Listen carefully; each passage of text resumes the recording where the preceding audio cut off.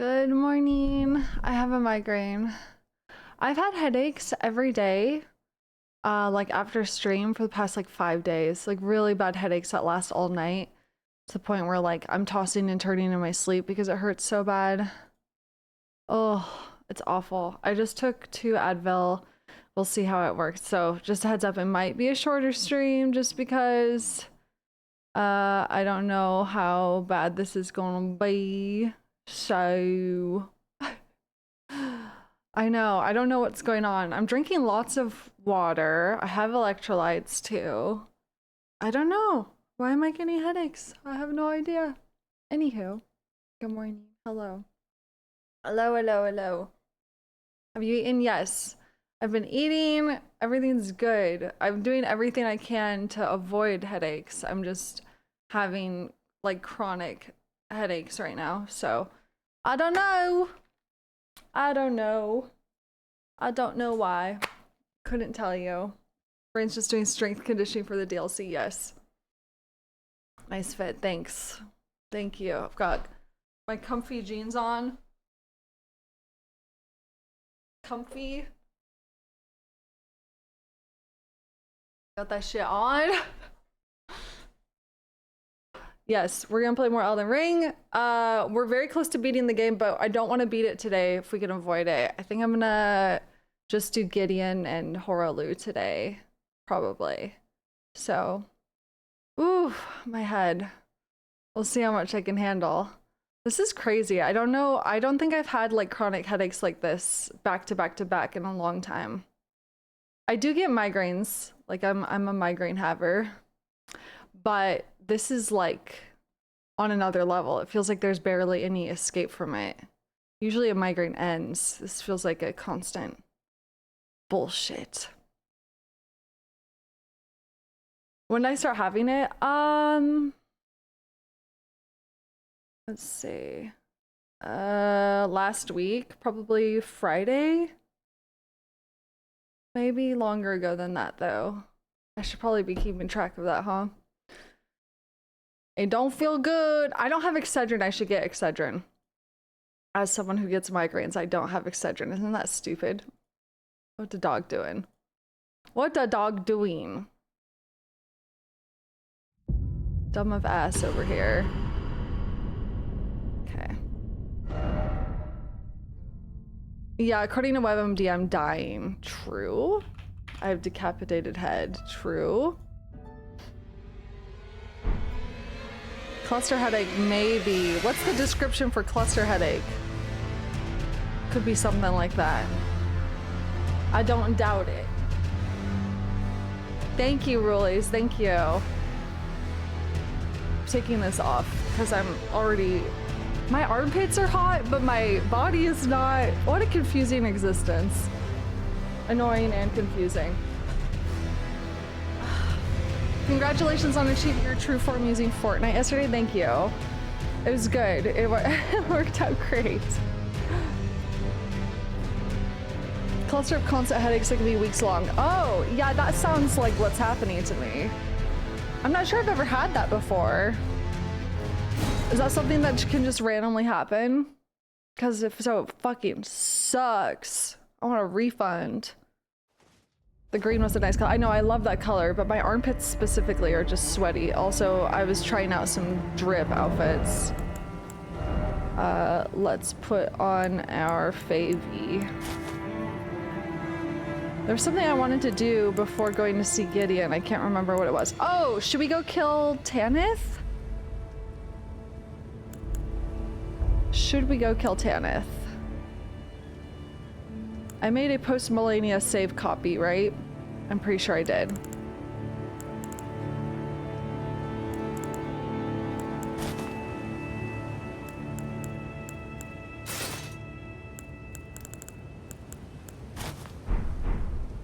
My arm parts are really hot, the burning land, but my body's not. The frozen land?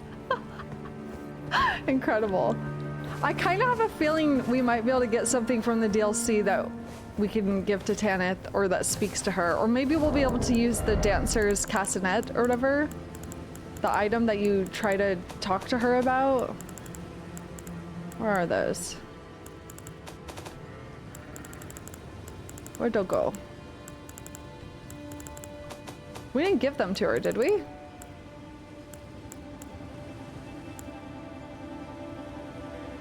Maybe we do give it to her. She didn't want them, yeah. Where did they go? Am I just stupid? Where are they?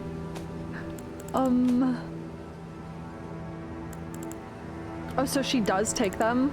I thought she just looked at them and then didn't care. Oop. Oh well. Oopsie. Oopsie poopsie. Excedrin is actually just a combination of aspirin, acetaminophen, and caffeine. All this together tend to help migraines. Oh, yeah, that makes sense. That makes sense. Yeah, I feel like I try to avoid caffeine because it makes me anxious as fuck. Like, it makes me shaky, and then I get the caffeine withdrawal headache. But I haven't had caffeine in a long time. I've been doing decaf when I do have coffee, unless someone accidentally gave me caffeine, like full calf. But it didn't feel like it when I've had decaf recently, so. Hi, Phantasm! Layman lore keeper, more like lame man lore keeper. Snore keeper, exactly. Yeah, caffeine withdrawal headaches are bad. Yeah, coffee makes me pee like crazy.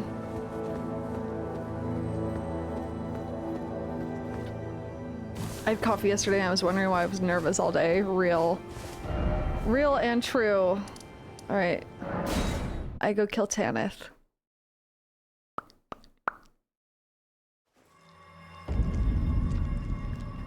Need to point out that the moment I saw Link sinking and realized what was happening, I thought Bree's probably freaking out right now. I was. I'm very excited. I honestly got like a bit teary-eyed about the idea that we can finally play Zelda. If you guys didn't see at the Nintendo Direct, they were making a Zelda game with Zelda as the protagonist in the style of like Link's Awakening remaster.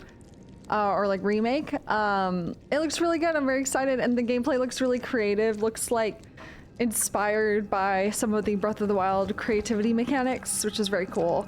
Ken Lassie, happy 27 months. Hello, I've been more of a VOD watcher this month, but so happy to check in live for a bit. Welcome. It's a really easy way to gauge interest to audience to see if I know, so I hope people actually buy and play this game, because I think going forward there's a good chance we could get more Zelda as a protagonist if this game does well. So I'm really hoping it does well, because I want more Zelda protagonist games, so. Oh, you. Allow me some time. Our Lord's carcass is not easily consumed. Everything Nintendo sells well, it feels like, yeah, that's true. All right, should I kill the girl? Killed the girl. Goodbye, Tanith. Long live the king. Oh, my lord. Oh. Rykard. That's weird, you don't actually, like, kill her? Oh. Oh!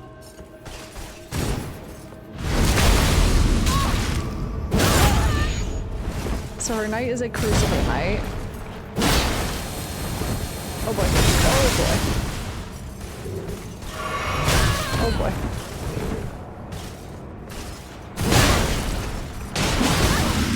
Run. Run.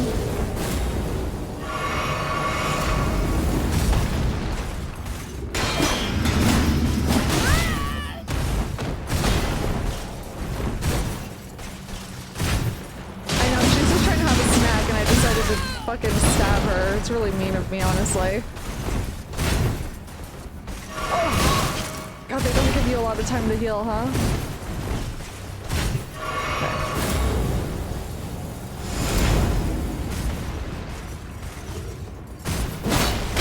Okay. Motherfucker.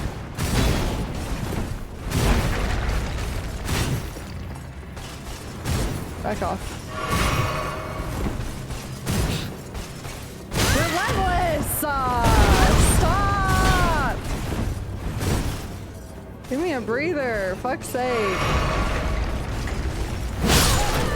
Okay. Okay, aspects of Crucible Breath.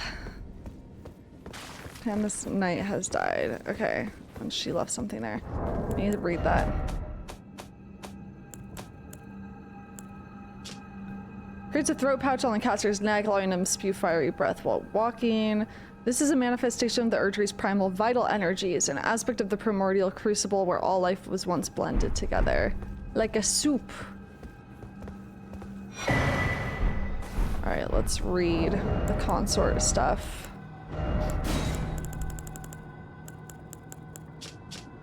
Mask worn by Tanith, Lady of the Volcano Manor, in the image of a foreign queen.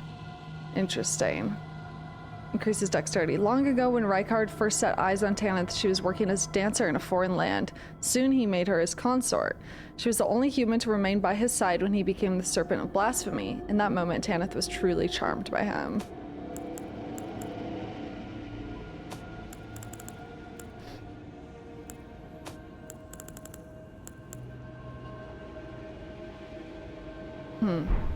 Interesting.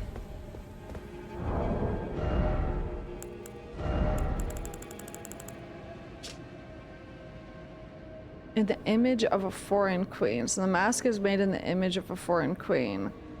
I don't know if that's implying that she was the foreign queen. She was a foreign dancer. Interesting, though. It looks... The face reminds me of the House Mariah's mask. Where is that? I probably went past it without realizing here. The facial structure kind of reminds me of this.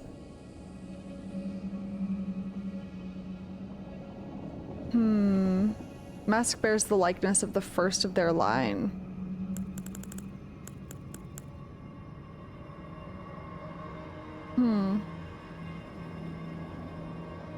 Interesting. Interesting. Okay. Now it's my turn to eat the snake. Was she working for a queen and sent to be a consort for Rykard? Maybe. It sounded like Rykard chose her as his consort from that description.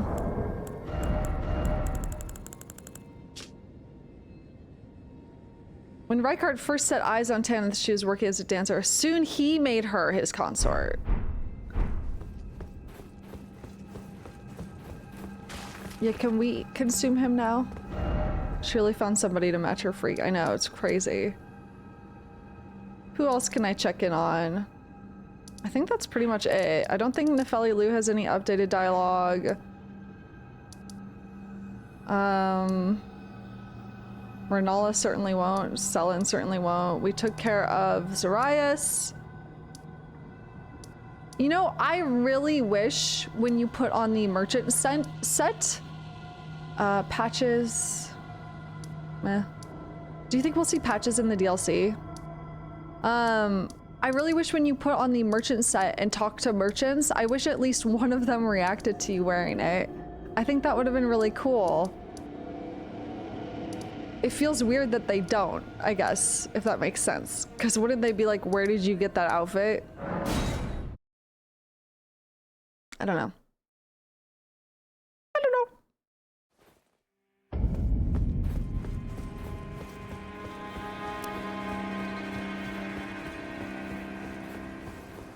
I don't think these guys say anything new. I think we're done with like NPC stuff pretty much. We didn't do anything with Dung Eater, but that's fine. I will remain to but your guidance surely lie. Yeah. For the time being, at which time by raising I hope it is. Interesting. Okay. Should we go fight Gideon? Haha. Gideon.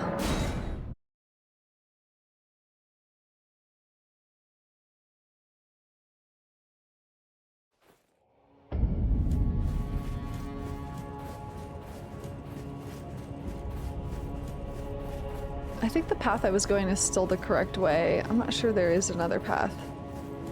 It's interesting that the sewers are still accessible, so if you wanted to, could you do Dung Eater's quest this late? If you wanted to, because the sewers are still accessible? I guess also you could technically go get the Frenzied Flame after having Melina burn herself, which is just psychotic. Which is just psychotic.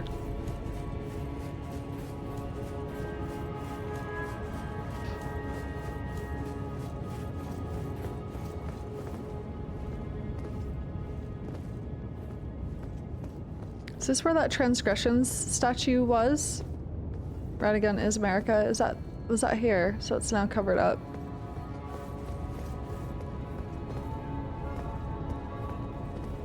I did visit Patches one last time in his cave. Hold on, let me... Is this immediately Gideon? I think it is. I don't think there's a Grace first. Let me go visit Patches again though. I think Patches was just like, oh, we'll have to find somewhere new to set up shop, essentially. I guess I could go kill Dung Eater for his armor. Since this is probably not the file I'm bringing into the save anyways. Not that I care about Dung Eater.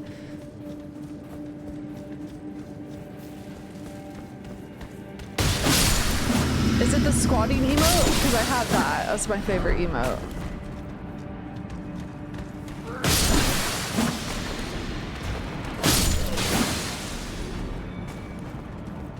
I could kill Patches. I could kill Patches and get his armor.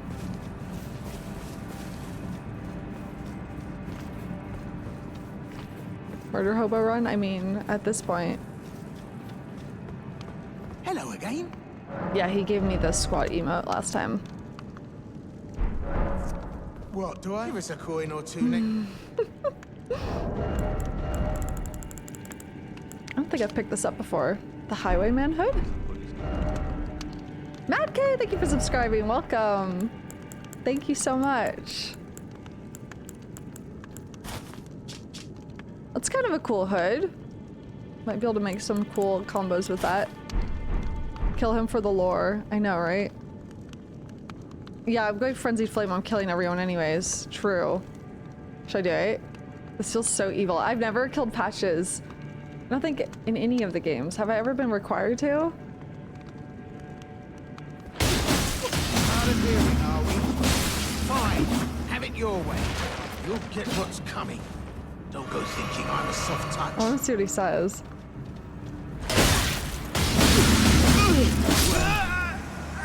It was bound to happen. Oh, buddy.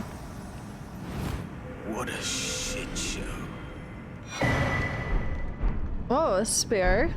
Okay, let me see all of that. So, that felt evil.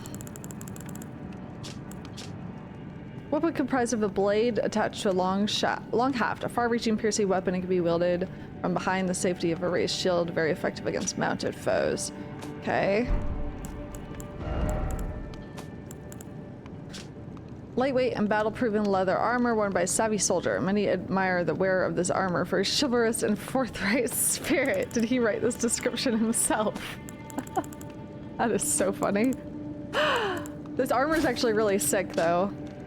It's actually one of the better lady armors in the game. And the female-male variant, like, they differ from female to male. It's actually super sick armor, look at that. It's great for, like, a rogue character. It sucks that it's locked behind killing him. Hi, P. Hi, baby.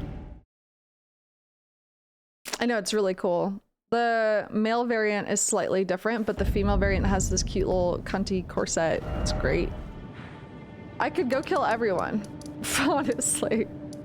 I'm sure the merchants just drop bell bearings, but like, does Nefeli Lu drop anything interesting? Kenneth, like, I don't know what these people drop. Can you alter this at all?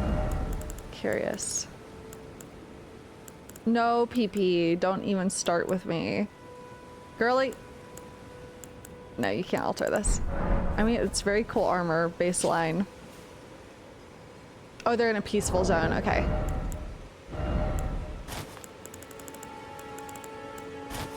Look how good that looks with the black hood. It's so cool.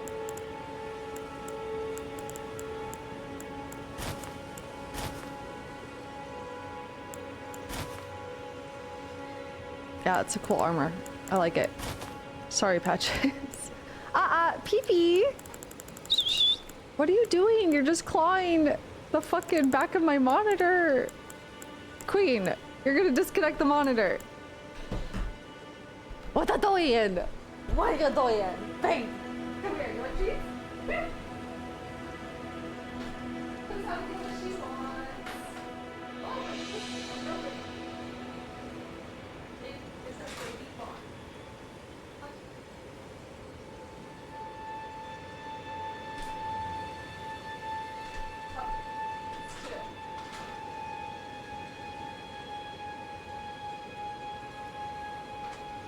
What, you don't want these treats?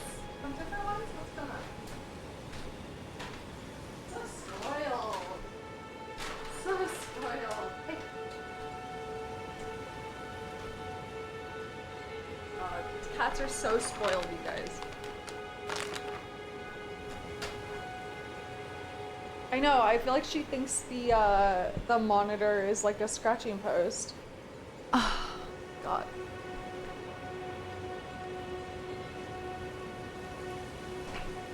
I tried to bribe them. I don't know if it's gonna work. Oh yeah, death birds. I could go try to kill that one death bird that was driving me fucking crazy before. Where's my perfumer set? Where is my perfume? I have no eyes. I feel like I can't see. Oh, there we go.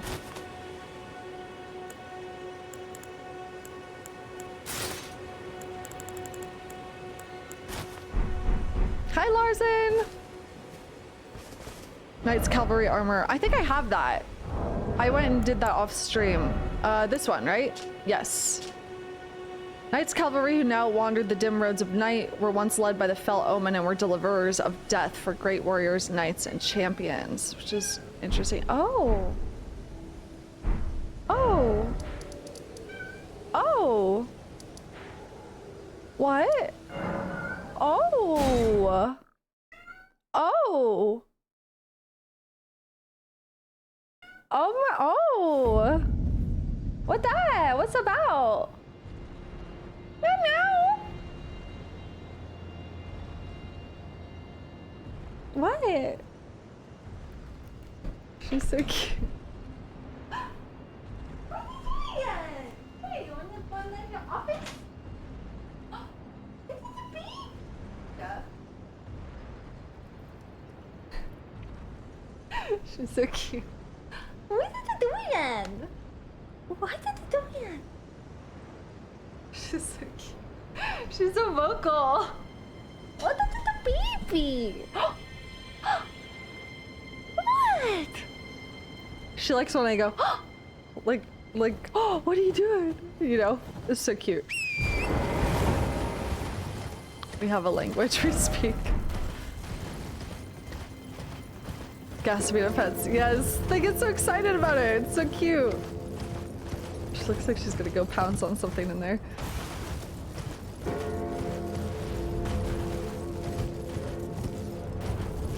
So cute. Look at all the stuff I missed over here because of the fucking giant skeletons that were here before.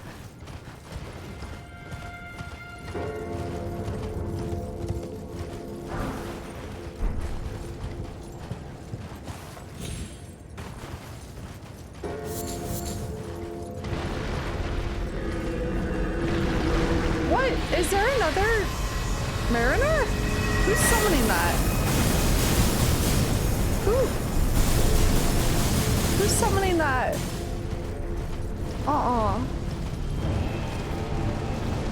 I'm mimicking for this. Fuck it.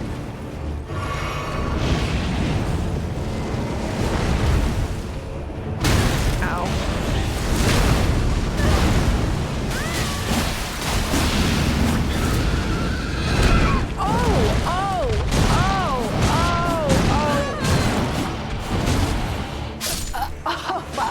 Oh my god.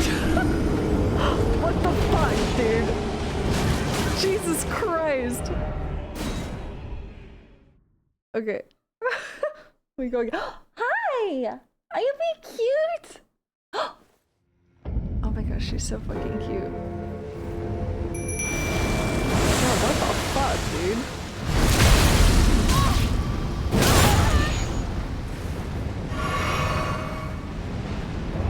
Just a baby!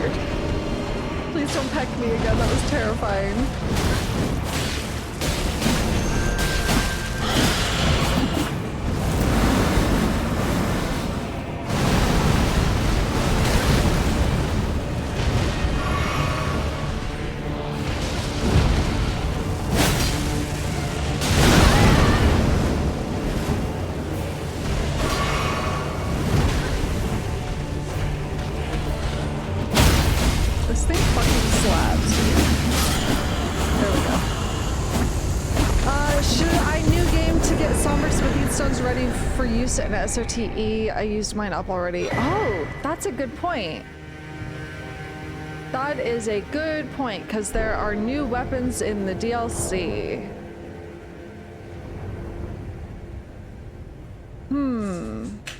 Damn, I didn't even think about saving somber smithing stones.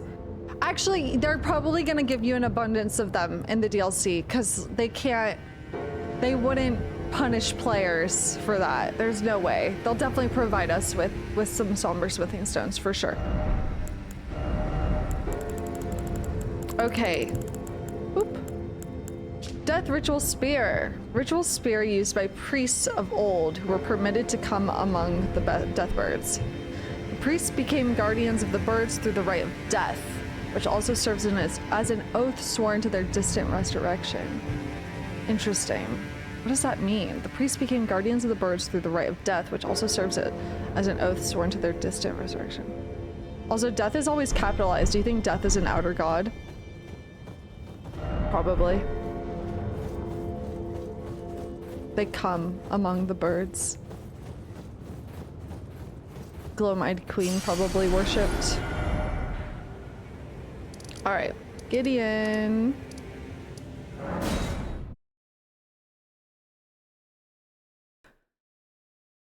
Gideon's fight is pretty easy if I remember correctly. Knock on wood. Knock on wood. Oh, I'll go do Dungy boy in the sewers. I actually don't know where he is in the sewers.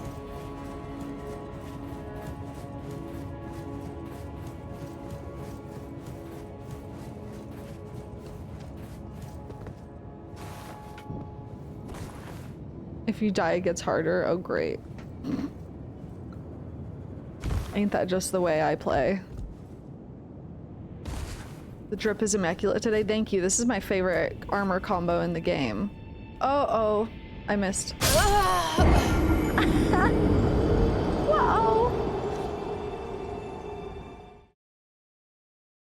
Oh, because he only monologues the first time. After that, he will spam you immediately on entering. Okay, I see.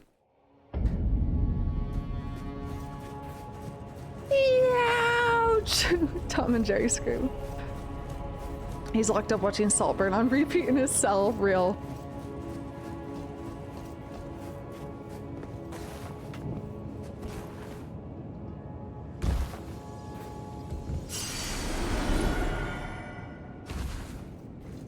Okay. Hey, don't miss. Okay. Whew. Mamma mia.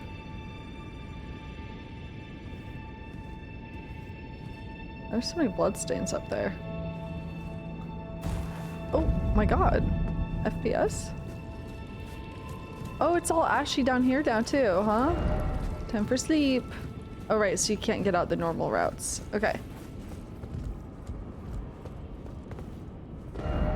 Visions of Dung, real. Suh. What's up? Uh-oh. Oh, they're frenzied now. They didn't have frenzy flame before, did they? Wait, maybe they did? I can't remember. Ow. Ow. Ow.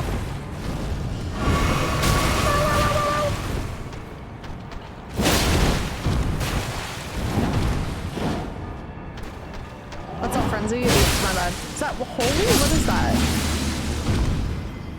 Is that just holy? You're right, that was not frenzy. It was gold with black around it.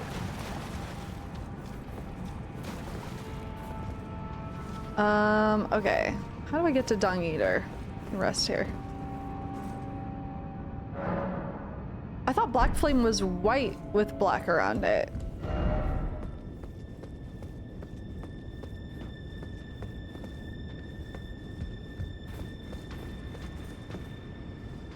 Not Black Flame either. Some kind of spirit or something. Quaylag has something on them. These guys have always had yellow fire. Shit, I just finished this part. Interesting. What game is this, by the way? Don't answer him. He's trolling. Pay him no mind. Dung is over by the two omens in the main hall. Okay. Well, shit.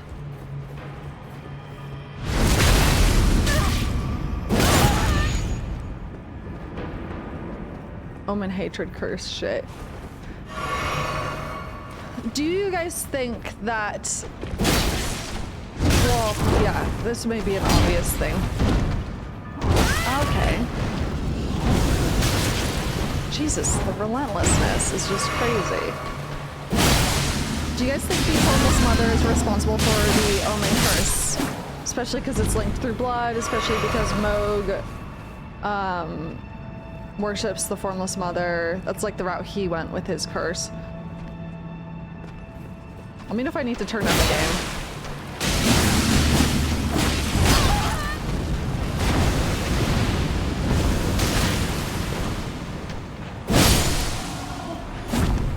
Is it loud? Yesterday it was too quiet, now it's too loud. I was saying, do you guys think the Formless Mother is responsible, which the Formless Mother is the blood outer god, seemingly. Do you think she is responsible for the Omen curse?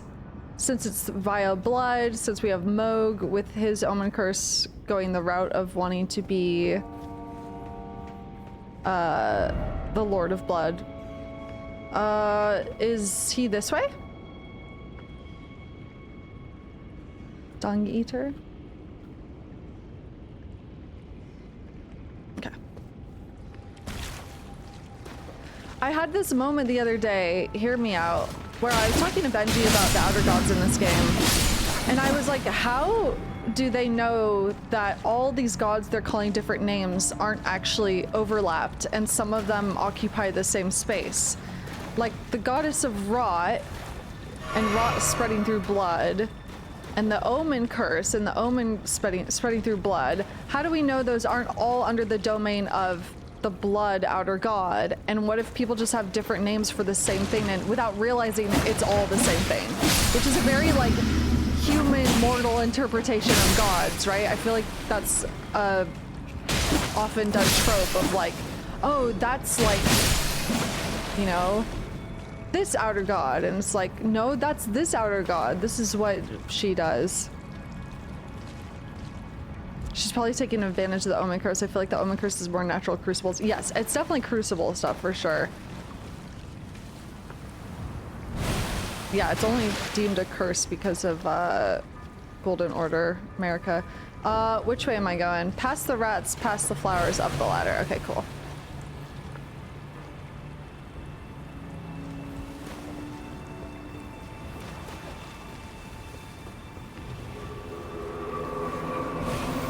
Oh boy.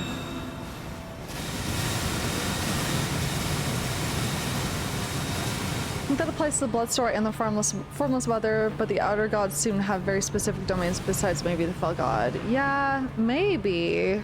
Do we know for certain in one regard or another? Also, the Bloodstar and the Formless Mother aren't her only names. She's also called the Mother of Truth. Why does this bitch got 3 names, dude? Oh my god! Oh, scared the shit out of me.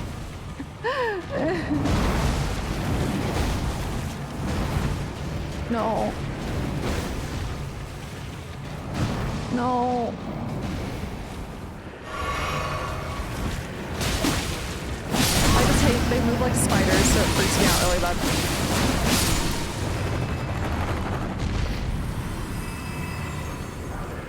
Ow.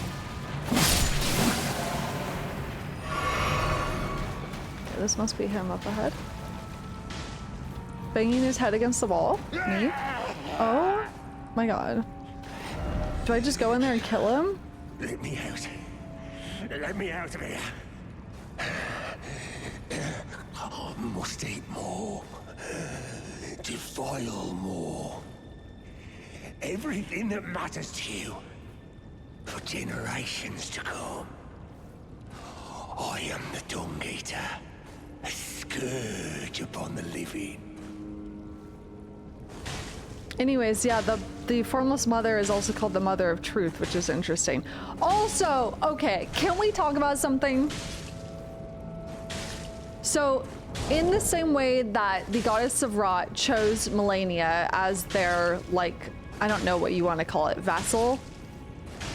Right? Is that the correct terminology, probably, in this context? The Formless Mother chose Mikola. That is why Mikola doesn't age.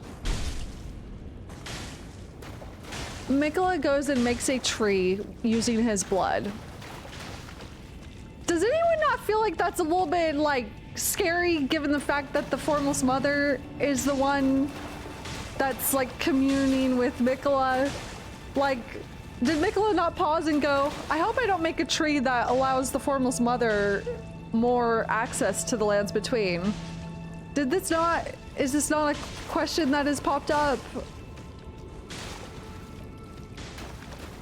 Like, Mikkel has the best intentions, but I am worried about the fact that literally the Formless Mother is all up in that. In the same way that the Goddess of Rot is all up in Melina.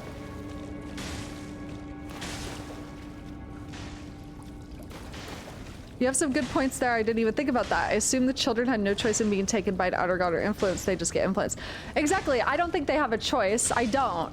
That being said, do we not think it's like negligent or risky for someone who has influence from an outer god that deals in blood specifically to use their blood to try to create things?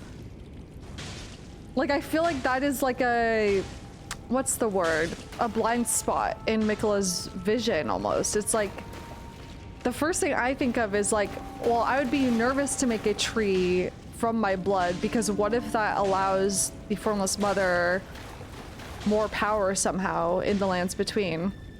More access to...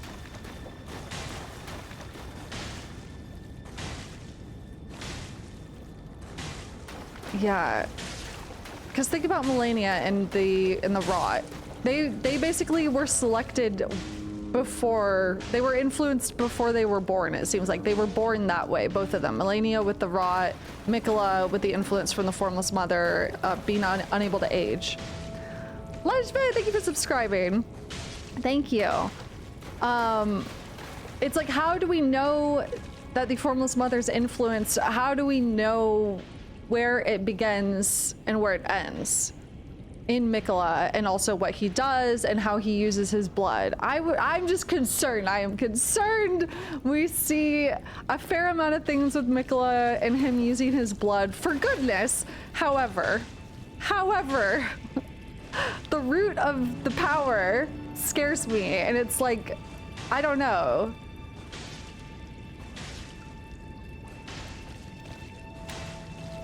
Maybe you went to Shadowlands to confront the Formless Mother in some way and try to sever that influence. Perhaps, yeah, I wonder. I'm just surprised. I mean, he must know of his own affliction and the source of it, vaguely. That's why Moog is all dually so obsessed with him, because he wants a blood dynasty. He wants Mikola to be his Marika. He wants Mikola to be at the seat of the god of the Formless Mother, the same way Marika is for the Greater Will, and Moog wants to be the Elden Lord of Blood, essentially. Like the Lord of Blood. He wants to be consort to Mikola because he wants to be the Lord of Blood. So I'm just wondering that if at any point did Mikola go, maybe using my blood is not a good idea to make a tree, because what if? Like, what is the nature of my influence from this outer god who deals in blood specifically? I don't know. I'm just a little scared. I'm a little scared. Anyways, yeah, I would like to kill him, so I guess I just open this and kill him.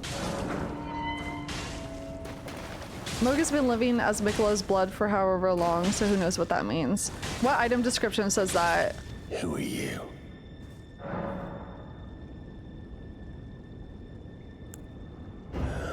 I am the Dung Eater, a scourge upon the living. I must eat more. Default. Okay.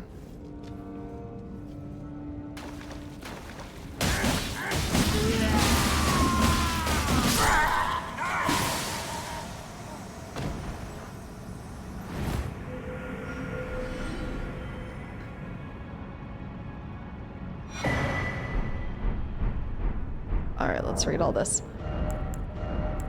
What a loser. Malformed helm resembling an omen with its horns cut off. Worn by the Dung Eater, its form is a vision in the landscape of his mind, of his appearance as he wished to see it. The heart of an omen without the body to match. Could there be any crueler existence? What does it matter then if the curse claims it all? Very nihilistic as well. The heavy sun-shaped medallion represents both the guidance he once saw and the ring to which he will one day lead.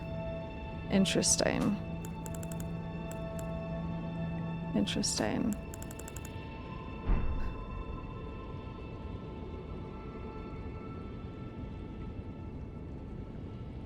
Serge, I want to understand what you meant by, well, Moog has been living as Miquella's blood for however long, so who knows what that means. What does that mean? Where did you read that? Give me source. I don't remember that in the lore. Who is Dung Eater's god/influence? Well, what is that sun on his chest? Hold on, let me read this. Sinister greatsword fashioned from a giant's backbone. Oof. Milos was undersized for a giant and was viewed as sullied and terribly grotesque. Interesting.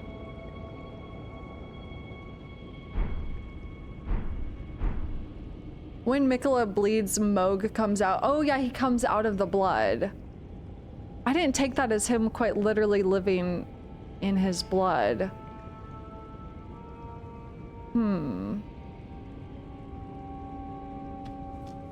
I just thought all of the blood worshippers can transport via blood. We've seen that in the Blood Rose Church. The guy emerges from the blood and we fight him. He shared his bloody bedchamber. Yeah, that line is definitely up for interpretation as to what the fuck that means, but he's definitely trying to do something.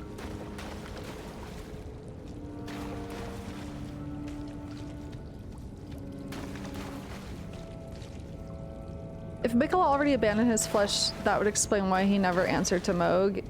Yeah, potentially. Maybe the act of putting himself in the Erdtree was abandoning his flesh in some way. Which is interesting. Was that his plan all along? So many questions. I haven't watched any of the preview stuff and I don't want to know anything about the preview stuff, by the way, at all. But, okay, so now if I go to Table of Lost Grace.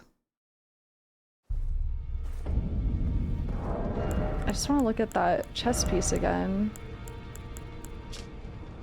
The heavy sun-shaped medallion represents both the guidance he once saw and the ring to which it will one day lead. The ring to which it will one day lead.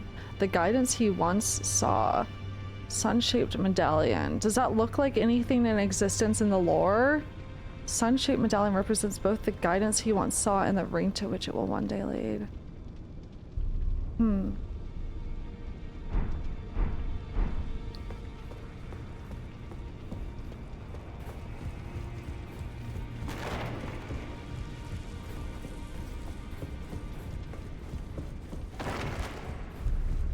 Slay, he's fucking gone. Stinky.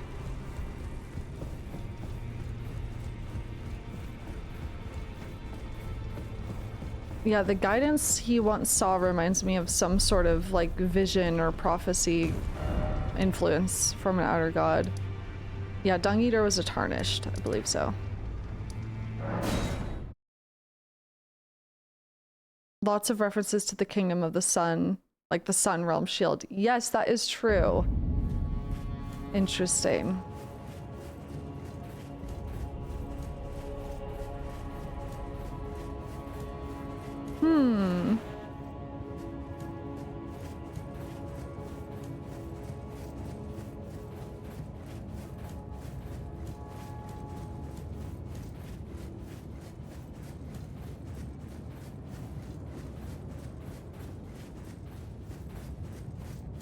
Anyways, back to that Miquella blood thing. Just because we know that the rot can propagate and spread through millennia, who's to say that Miquella's blood doesn't function in the same way for allowing the Formless Mother to access places that she wouldn't have had access to prior, potentially? I should probably put on better armor.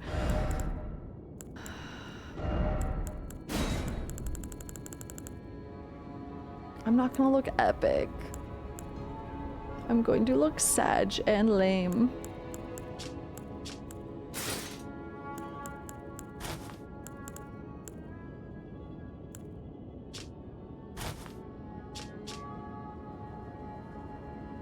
That's kind of cool.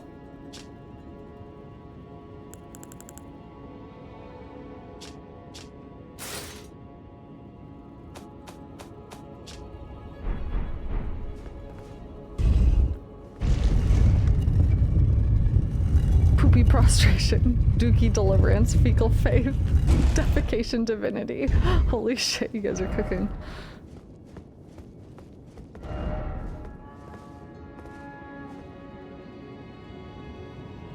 So the branches you could climb before are gone, it looks like.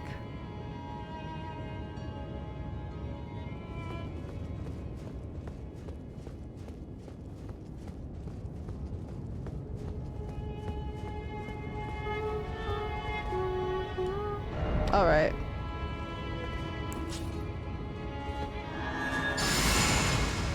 That Melina Twitter post was so cursed, thank you.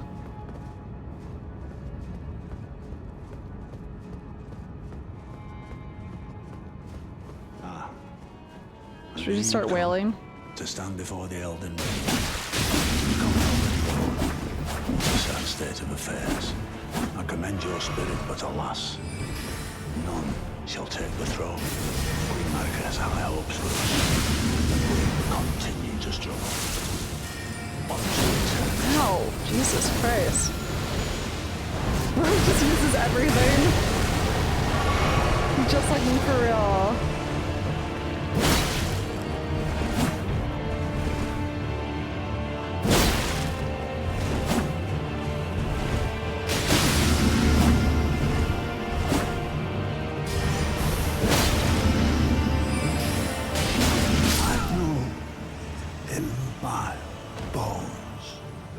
Tarnished cannot become Bet. a lord.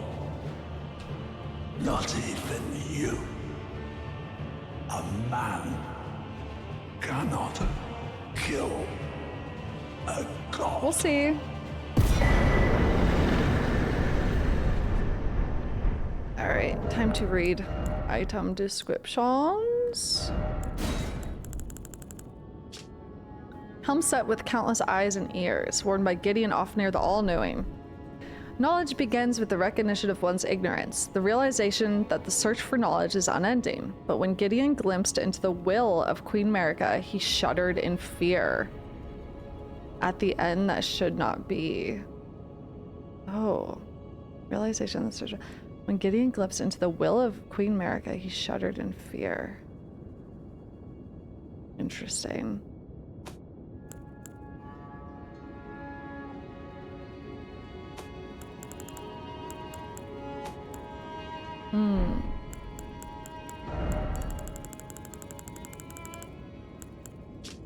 Scepter of the in the form of a hand grasping a pearl.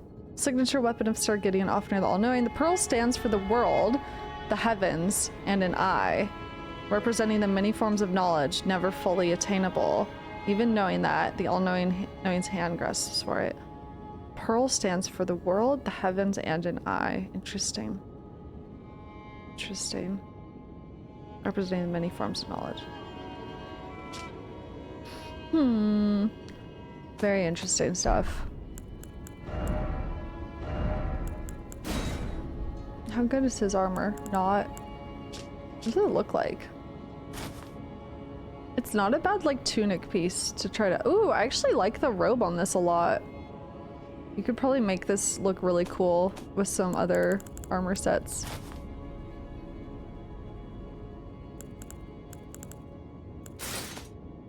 Anyways, I gotta put on strong stuff. You know who's next. If you wear any Gideon armor, you're cancelled. Rough.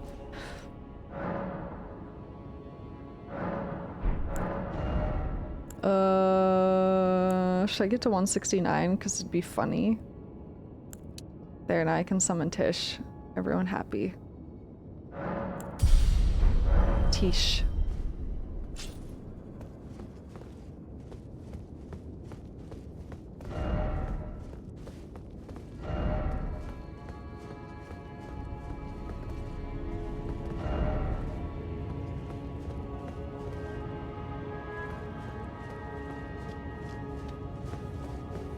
Just first try. I interrupted him mid-monologue and BM'd him.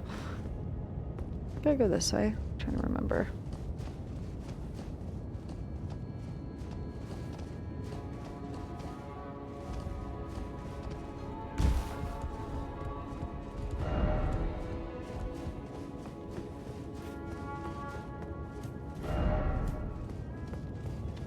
So many dead. What do you think is up with all the dead finger reader crones?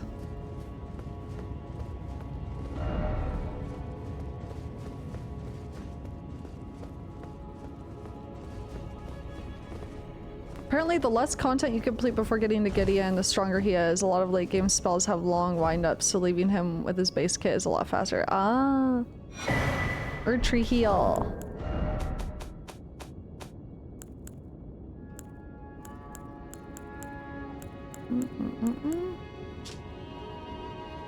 Erdtree once flourished with abundance, yet it was only for a fleeting moment. Such is the course of all life.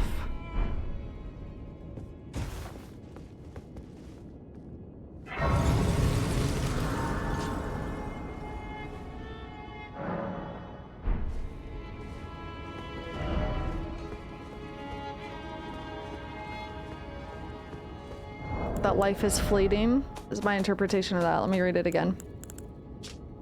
Erdtree once flourished with abundance, yet it was only for a fleeting moment. Such is the course of all life. Yeah, it's like life flourishes with abundance, and then it's fleeting in the grand scheme of the cosmos things. Maybe.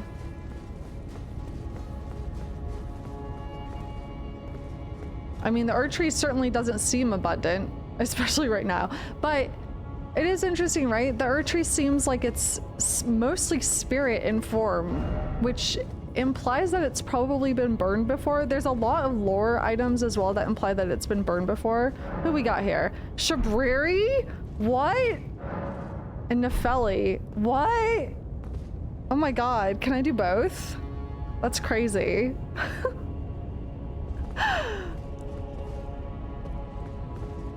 Shabiri is crazy. I didn't know you could summon Shabiri.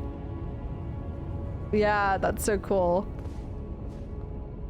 No, before, yeah.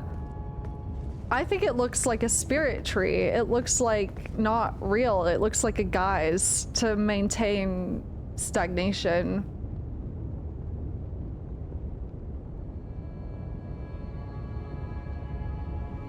Well, yeah, we don't know what the tree in the Shadowlands is, the trailers we've seen. I'm wondering if that's the real Erdtree. I don't know, though.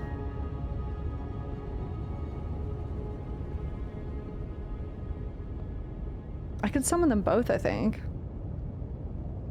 I have his armor because Yura died.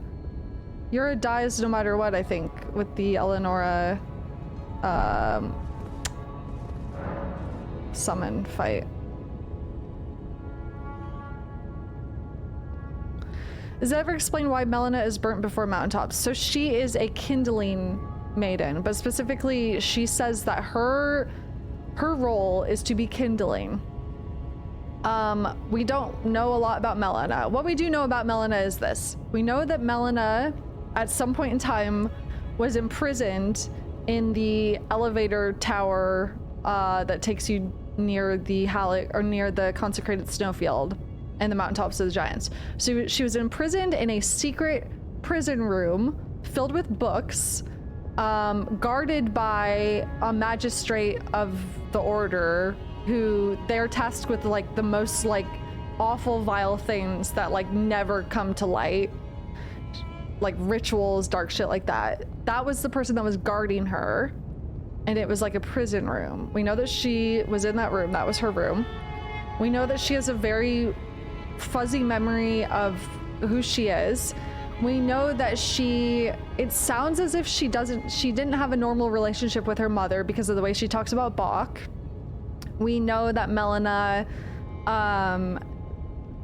goes out to find her purpose. She doesn't remember her purpose, but she knows that her purpose was given to her by her mother at the foot of the Erdtree, she says, which could mean a few different things depending on how you're interpreting it. We know that she discovers her purpose once more, which is to be used as kindling to burn down the Erdtree. So not just, by the way, not just any old maiden can be used. It has to be one who has a vision of the flame, I think is what Enya says specifically. And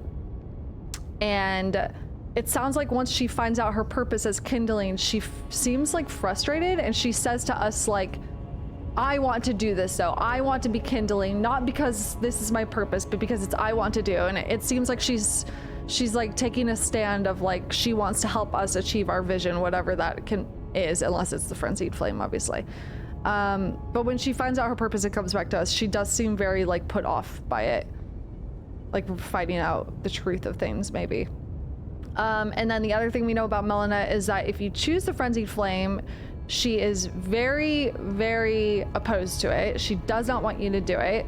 And that she literally, at the end of the game, like vows to come kill you, essentially, if you choose the frenzied flame. So. But doesn't she also not word it as being born more created? Yeah, she does have a line in reference to Bach that makes it sound like she was not born from a mother, which is also super interesting. So yeah. I hope I covered everything I can think of. Also, she has a bird's talon, like foot, tattooed on her eye, which could be related to the Deathrite birds. It could be it could be a number of things. And then obviously in the frenzied flame ending, she opens her closed eye, and it's purpley colored, so a lot of people think she's connected to the Glowmide Queen, which, if you don't remember, the Glowmide Queen is the one who was in charge of the Godskin Apostles. She created, essentially brought to life the Godskin Apostles. We don't really know the nature of how she did it, but it sounds like she had the capability to birth artificial things, which is kind of unheard of. All of the artificial beings we know of in the Lands Between were created. So maybe the Glowmide Queen had some sort of means to do this. She also controlled Destined Death and the Black Flame. And she is who Malekith, Marika's half-brother and wolf guy, defeated in order to get Destined Death. That being said, all of the lore says she was defeated. It doesn't say she was killed, so she very well could still be alive. Yeah. We also know that Vargrim, who was a Tarnished, an old Tarnished, wielded the Godslayer Greatsword. Serge pointed this out to me the other day. And dressed like a wolf, the Raging Wolf set. He was trying to become the Glowmide Queen's shadow, not unlike Malekith to Marika or Blythe to Rani. He wanted to be that role for her, which is really interesting because he is a Tarnished. Does that mean that people can become, when they become a shadow, do they become bestial? Are you getting more in touch with like Beastman roots? Isn't that really interesting? Like, why did he think he could become that? Is he just a furry? But like, seriously though, that is really interesting that a Tarnished wanted to become that, which makes me think like there is a way to like become a Beastman, which is interesting. Maybe it's similar to Dragon Communion, where a lot of people who participated in Dragon Communion thought they would one day become a dragon, although they became drakes, right? The lesser drakes. He wanted to be a shadow, so he emulated one. Yeah, but I do wonder if it's deeper than that. Vargrim, V-A-R-G-R-A-M, I think is his name. And he's literally wielding the Godskin Greatsword, the like spiral one, when you fight him. He was probably just Delulu and went crazy, maybe. I do like the idea though, because there are things in the lore where you're communing with something in attempts to become like it, right? Rykard communing with the Great Snake and becoming it. Previous Tarnished trying to commune with dragons to become them. Who's to say people didn't commune with some sort of bestial nature to try to become beast-like? I mean, that's very Bloodborne, isn't it? But it is interesting. I wonder. I'm curious about why he has that weapon in particular. I think his lore literally says that I'm trying to remember where I read this. It alludes to the fact that he wanted to be the Glowmide Queen's shadow, like Malekith to Marika, like Blythe to Ranni. So maybe she bestowed the weapon upon him. Maybe he found it because he's a Tarnished who has been around for a very, very long time. We ourselves can get it. We get that sword from the Godskin Apostle guarding the Kaled Divine Tower in the basement, if you go down to the basement there. So it's not as if a Tarnished couldn't acquire a sword like that. So maybe he acquired it through similar means as to how we do it. I don't know. It is very interesting though. He's down bad for the Glowmide Queen. Why was that sword in Radagon's tower of all places? Yeah, I'm trying to think. What would be the implication of that? Radagon is holding back the stars, which stars in Elden Ring and the lands between, stars are tied to God's fates and fates in general. So to hold back the stars is literally stopping people from being able to like carry out their fate, basically, is a good way to look at it, right? And fate also in Lands Between and Elden Ring is also referred to as your corporeal flesh as well. So casting aside your fate also means like casting aside your flesh, which is what Ranni does and which is what apparently Miquella does, judging by the trailer and what they say. They literally says Miquella cast aside his fate, right? Or abandoned his fate, abandoned his body. And the reason bodies are so tied into fate is because oftentimes it seems like, especially when you're an Empyrean, when you're a chosen one of the greater will, your body is like too linked to them for you to operate outside of them. That's what my interpretation was. So for like Ranni, for example, she needed to cast aside her body and inhabit a different one so that she could carry out her plans and go against the greater will's wishes. So I think when you're an Empyrean, you kind of get trapped in a lot of ways, almost like as a puppet, not dissimilar from Celavis's puppets, actually, which is another very interesting thing. Which, by the way, to make those puppets, what do we use? Star shards. What are stars? They control fate. So it all makes sense thematically in that regard, that casting aside your body would allow you to work outside of the greater will's influence, I guess. Specifically, maybe specifically Empyreans have to cast aside their fate, especially because they are so watched by the greater will, because they're the ones that are literally selected by the greater will. The greater will gives the Empyrean a shadow, but does it say that the greater will creates them? What if the Tarnished are part of a pool of candidates to be shadows to Empyreans? Possibly. I don't think it says anything about creating them. I can't remember. So it's possible, and definitely like the greater will appoints the Empyrean a shadow because the shadows are a failsafe, as we learned with Ranni's quest line. Does it create the shadows? Okay. It's like in their hardwiring to oppose their Empyrean if their Empyrean ever shows signs of like straying too far from the path, it seems.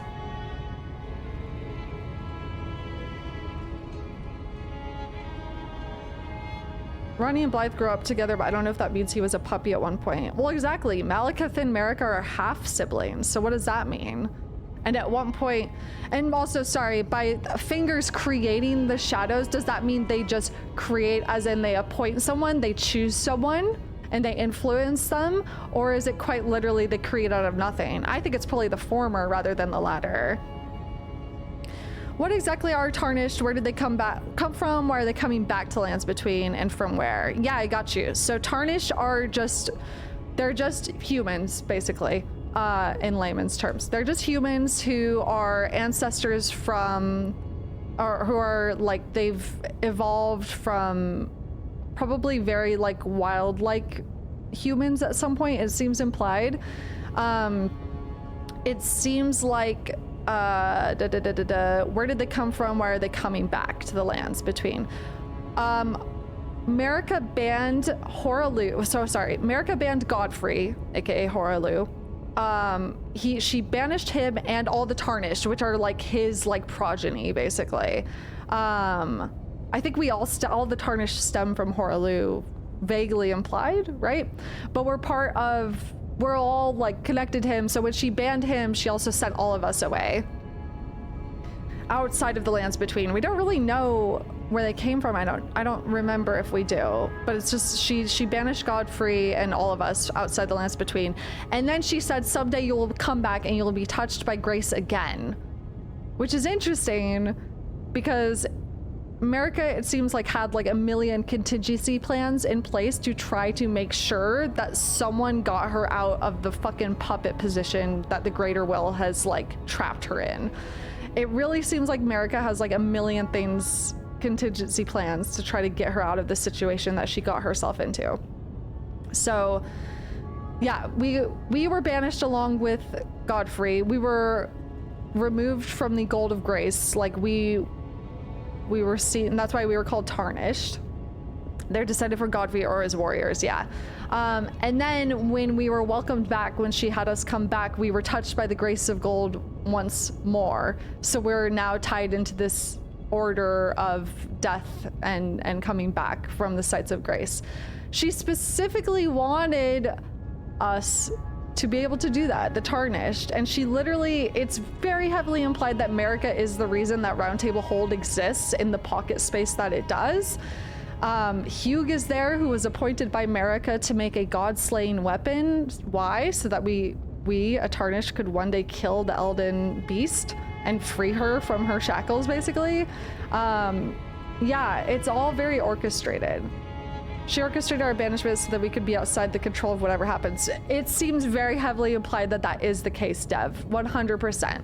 It seems very heavily implied that sending us away was intentional, and by us I mean Tarnished and Godfrey, so that we could come back unafflicted, uninfluenced by the Greater Will, and like potentially she like sealed a means to getting her out of her situation. She wants someone to take the seat of Elden Lord, and I think she wants someone to like overthrow the Greater Will, in my opinion. This is where it gets more like speculatively stuff, but it seems like the Greater Will is using Marika as a puppet at this point. There are some really, really, really cool theories about Marika playing 4D chess about the against the Greater Will that are super interesting. Theories talking about how she divested parts of herself to create further contingency plans to make this all work, like divesting a part of herself that is loyalty to create someone like Radagon so that she could betray the Greater Will. There's some really interesting theories about, I mean, I definitely believe that Radagon is a divested part of herself, for sure. But that's just my opinion and interpretation. There's a theory I was watching the other day where they thought that Godwyn was also a part of Marika that she divested from herself, representing love, and Ronnie was ambition, and like all of these puzzle pieces in place to carry out things just the way she wants. Because if you look at the grand scheme of the events in the Lands Between, they seem like the workings of someone who is like playing a huge chess game, basically. You know what I mean? It all seems very interesting how it all works together, leading us to the route that we go. Ronnie's ending is really the best one for the lore. Yeah, potentially. Ronnie's ending is like, I guess it's kind of, it is like polar opposite, and it's a different outer god. So it's still an outer god. But yeah, I think it's probably the best ending that we have so far as like dethroning the Greater Will, putting a different outer god in the seat of like influence. Yeah, Polar Bits, happy 3 years, Xori 7.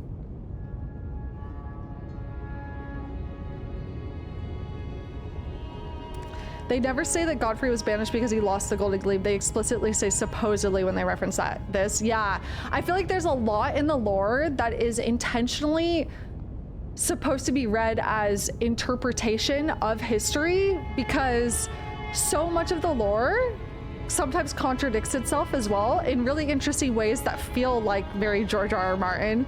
It feels very like, oh, this was like this person's interpretation of this historical moment, and vice versa, and like, you know. So I feel like you have to like scrutinize some of the lore in a good way. Yeah, pretty in line with Miyazaki's intent as well, very much so.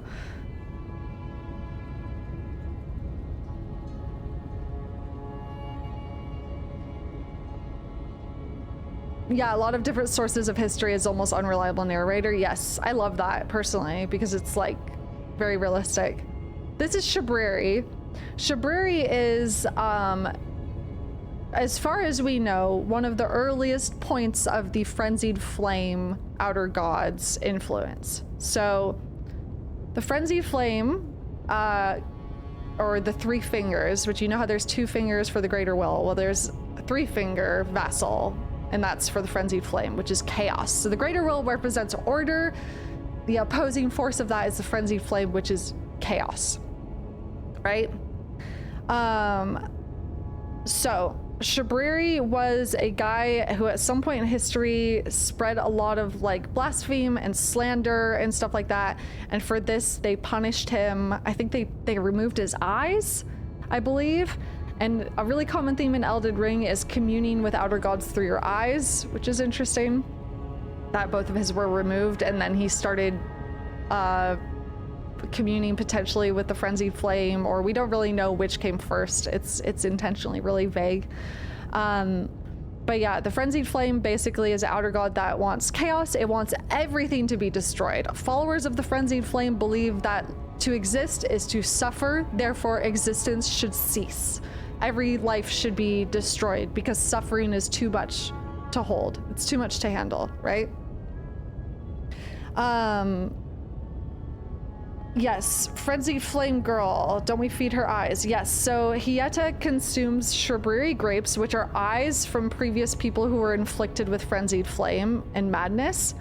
When you feed her the eyes, she starts to be able to basically see a flame, and she also kind of like, it feels like she is able to see the experiences of the past people whose eyes she's eating. She sees like the suffering, I feel like it was implied. Which is super interesting. It's very, it's not even nihilistic. What is, I'm trying to remember what the philosophy is that Frenzied Flame is very in line with. But yeah, Shabiri is very manipulative because Shabiri tells us, the player, that basically we're presented with this moment in the game where we find out we would have to burn and kill Melina to be able to burn the tree and continue on our path to become Elden Lord, right? And Shabiri offers us an alternative. He says, in a very manipulative way, he says, how awful it is that you're considering burning your maiden. That's so awful. I know of another route. Seek out the Frenzied Flame and the Three Fingers, and with their flame you can destroy the tree and no maidens will have to die, right? So you go down under the sewers of Lanedell, and we find this tomb that's been closed off, basically. And inside it are thousands of the traveling merchants that we see throughout the lands between, that we buy stuff from. And it's, when you like explore the place, you learn that they were buried down there because at some point in history, people started thinking that they didn't believe in the Greater Will, or they opposed the Golden Order, and they believed in like heretical things. It's not even confirmed that they did, by the way. Right?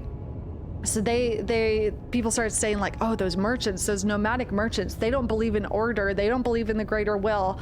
So they buried them all underneath the capital, buried them. And then once they were down there, the Frenzied Flame like reached out to them, because what is being buried eternally, your entire people being buried, but suffering. Mad suffering. So the Frenzied Flame began communing with them and spreading with them, and then it's almost like a chicken egg scenario where like I'm sure the people of like the lands between who were like, yeah, we were right to bury them, look, they worship this like fucking crazy Frenzied Flame shit. But it's like the way it is in the lore, it seems very heavily implied that they did not worship that. It just clung onto them basically once they were down there in their despair. So it's really fucked up. Anyways, you go down there, you see all these merchants that are dead. A lot of them are dead, and some of them wield the Frenzied Flame. And then you get to the very bottom and you see the Three Fingers. or you see this like door blocking them, and Hieta is like, you need to go let them embrace you so you can really receive the frenzied flame. So you go there, you get embraced by the frenzied flame, you get all burnt up, which my character is, and you get these sick ass flame eyes, which I have. And then you talk to Hieta, and she sees the truth that the frenzied flame wants to destroy everything. She says at once, or before, there was a point in history where there was something called the Great One, or the One Great, and then life started booming and dividing and changing, and then there became chaos versus order, and that's how the frenzied flame came to be. I think she says something like that. And then she says all of this, and then she fucking dies. So Shabiri lied to us because a maiden dies, right? And then Melina is fucking pissed at you for choosing this, because she basically explains to you that the frenzied flame just wants all life to cease existing. It is literally the genocide of all life in the lands between. And Melina is like, there are things in this world that are beautiful and worth fighting for and worth living for, right? And it's really sad. So she hates you. Really cool detail, the frenzy flame seems to induce Alzheimer in their followers. The last thing you forget with Alzheimer is a catchy tune, and all the merchants next to the frenzy flame are playing their homeland song on repeat. Oh, that's so good. All that there is came from the one great. Then came fractures and births and souls, but the greater will made a mistake. Torment, despair, affliction, every sin, every curse, every one born of the mistake. And so what was borrowed must be returned. Melt it all away with the yellow chaos flame until all is one again. The whole point of Frenzied Flame is, yeah, I don't think it's a reset. I think it is probably just an eternal ending, but the way a lot of its followers talk about it, a lot of its item descriptions talk about it, is in a way that's maddening. It doesn't make sense to burn down the fucking world to oppose an outer god. It doesn't make sense, because the path of the frenzied flame is pure madness. It's chaos. It's not supposed to make sense, right? Yes, I also think it was originally 5 fingers. The one great was originally 5 fingers, and they got split up to be the 3 and the 2. Representing the greater will and the frenzied flame, which is order versus chaos, which makes a lot of sense, right? Yeah, so you can summon Shabiri if you chose the path of frenzied flame. Sorry, I'm yapping. I love talking about the lore. It's very interesting. There's this theory she was dead all along, puppeted by the frenzied flame. Yes, I don't doubt it. So Hieta, really interesting about Hieta is that she is using the body of a character you encounter earlier in the game. Who do we know that does this? The Frenzied Flame, or Shabiri, whoever is the main point of contact through the Frenzied Flame. Shabiri uses Yura's body. So it's interesting that Hieta uses Irina's body. Like, who is Hieta really? Hieta uses the body of a maiden you find by, what's it called? This castle, down here, Castle Morn. You originally encounter Irina here, and she asks you to give a handkerchief to her dad at Castle Morn. You go through this quest, right? And she gets killed by a misbegotten. And then you get to Liurnia, and what do you see? You see Irina standing here, but it's not Irina. She's like someone else now. Her voice is different, and she's calling herself Hieta, and she's asking for Shabiri grapes. I did not realize it was Irina. I never looked close enough. Isn't that crazy? Which is, I mean, makes sense, because we know Shabiri does the same thing with Yura's body. So Yura, we first encounter in Limgrave. Yura, if you remember, is the cool guy. He has the metal, I think they're called sakat. I don't know how to pronounce it. He has that hat on. He's over here, and he's a really cool guy. And then we go through his quest line, and we know he gets killed in Altus Plateau. If you do his quest line, he gets killed. We help him fight Eleanor the Pole Blade. And then when we get to the snowy mountaintops of giants, who do we see? Yura.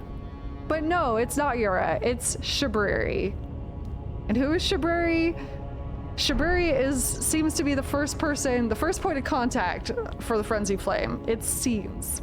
So, and he was a bastard man who had his eyes gouged out for slander.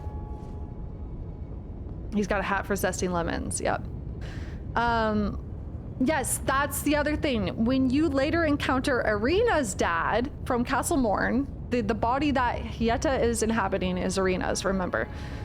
When you later encounter Irina's dad, he drops a Shabiri grape when you kill him. And he's been like eating people, it seems like, because he has like human flesh dumplings all around him, right? If I remember correctly, it seems like he's going mad, basically. The other summon sign is Nefeli Lu, which makes a lot of sense.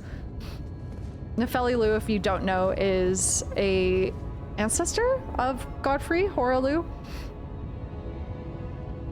More directly, a child even. He suffered a massive loss with his daughter. The fingers definitely reached out to him. Yes. Yeah, so it seems like where despair goes, the three fingers or the frenzied flame follows, which is very interesting. And I hate to say this, and I know some people are gonna cringe, but it reminds me of Berserk. And I mean that as the highest praise because I love Berserk. It reminds me of the idea that like despair so great and suffering so great could exist that it could potentially usher an outer god into existence. Because in all of the things we read about the frenzied flame, it doesn't seem super clear if it existed before in history or if it was spawned of great suffering, which is very interesting.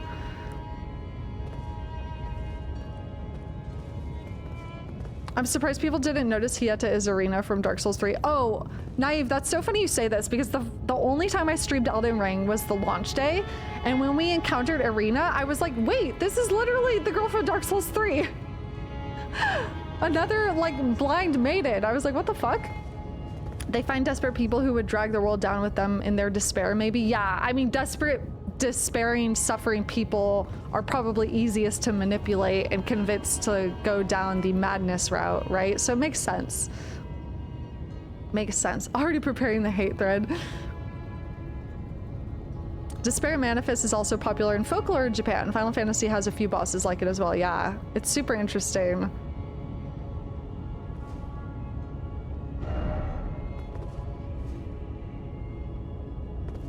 Go off, sis. I love the yappet. Okay, cool. Yeah, very, very interesting stuff. So, yeah, I'm so curious about the DLC. I have so many questions. I especially I'm like most curious about Marika and like how much of everything did she orchestrate? Yeah, very, very curious. All right, let's summon this fucker. I think we could summon both, no? Or is it one or the other?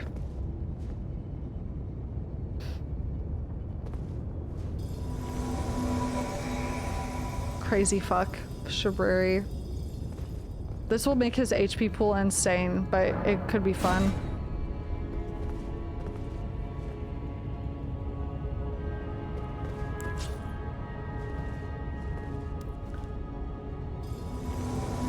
I wish we learned more about the origin of the rot. We very well may do, because it seems like Melinia's teacher who sealed the goddess of rot away was a dancer, it seems like. And it seems like there's dancers in the realm of shadow, so. Oh my god, Icarus, that's crazy. Shut up, CQ. Y'all ready for peak? It's been a long while, Morgoth.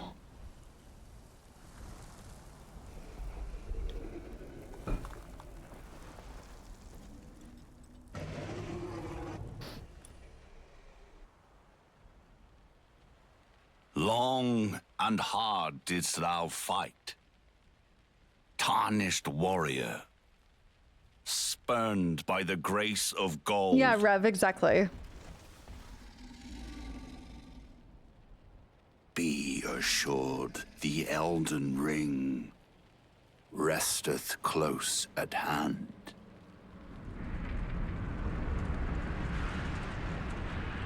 I think it was more, oh, I have some interesting things to say, actually. Alas, I'm gonna forget though. I am returned.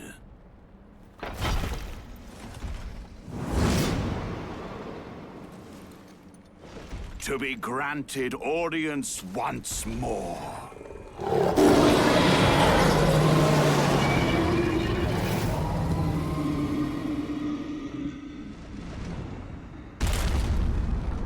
Upon Get my slapped name around. as Godfrey, Yeah, Corgo, I was gonna say the same thing. Elden Lord.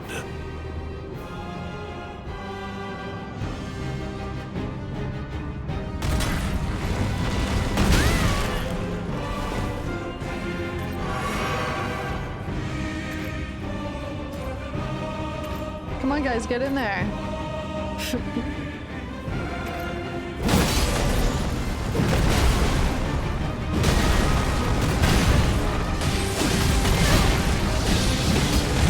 Look at that frenzied flame. Go, Shabiri, go.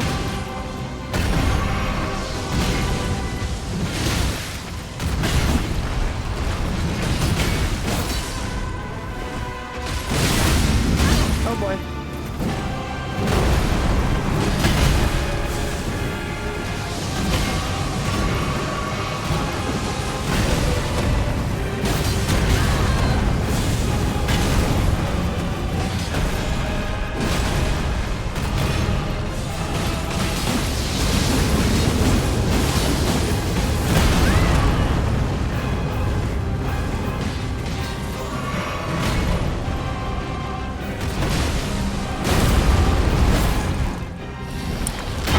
Time. I know it's cool to see Shabiri fight.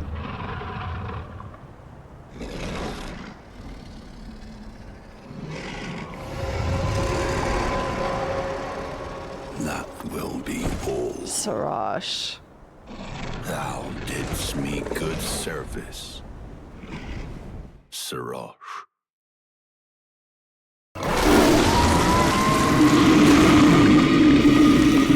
God, the laggy cutscenes is such a shame. I never noticed that when I played last. They're so stuttery on PC.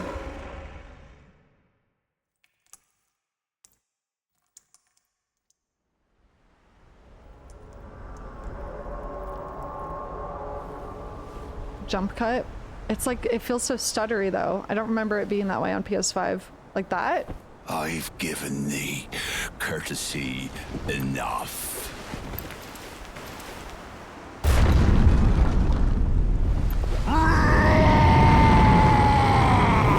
He's so badass. They've always been like this on PC? Damn.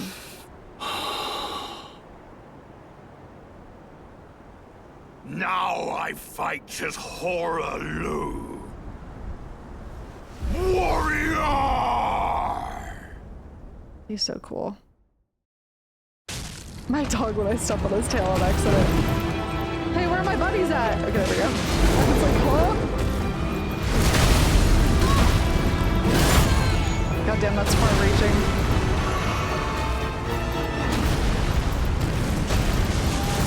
Oh, he's so scary! Oh my god! We're filling it up!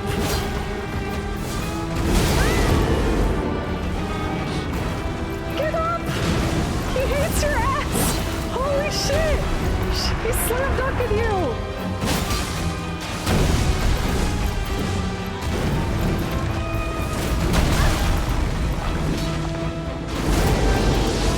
Oh. Oh, he's so fucking cool. He's so aggro! Dude, you killed her daughter! Kinda fucked up. Oh, that's a huge windup for that, huh? Uh-oh. Shabiri! Ah! Uh-oh. Uh-oh, my turn. Get his ass, Shabiri.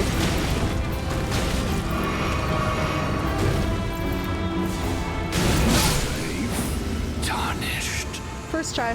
Thy But strength. obviously with summoned people. It's so cool to see Shabiri fight. Yeah, that bleed proc is crazy. This weapon is crazy. This Godskin peeler with seppuku on it, it is insane.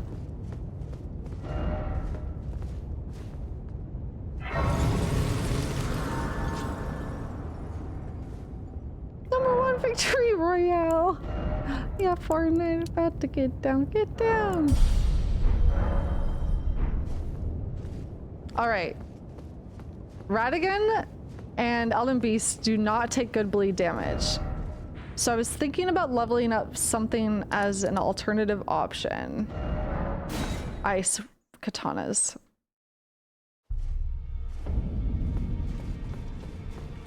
Just touched down to Beto Town. Pretty sure they're completely immune. Fuck.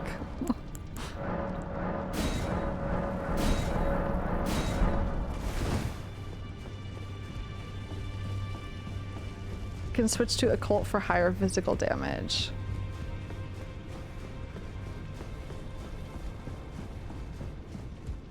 They don't have blood, I guess. Yeah, that's interesting, huh?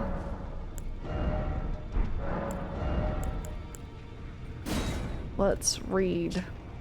Weapon of Godfrey, Elden Lord. It was broken in a battle fought as leader of the Tarnished. It was broken in a battle fought as leader of the Tarnished during the Long March.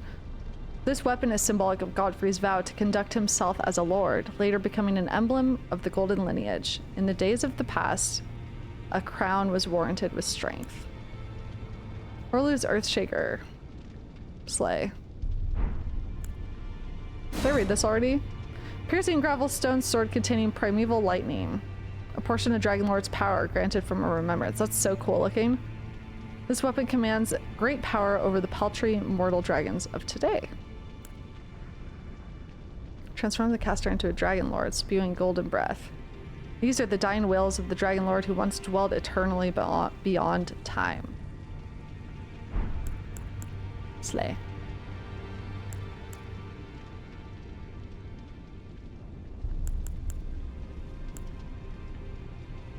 When Godfrey the First Elden Lord was robbed of his grace, becoming tarnished, he took with him his kinfolk and left the lands between. After the long march of the Tarnished came to an end, Godfrey divested himself of kingship, becoming a simple warrior once more.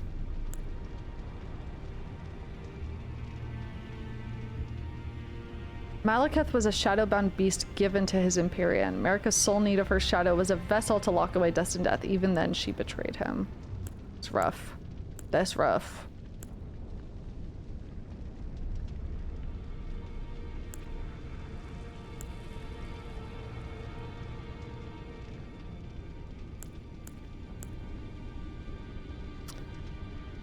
Okay, Frost has cooldown before it can proc again.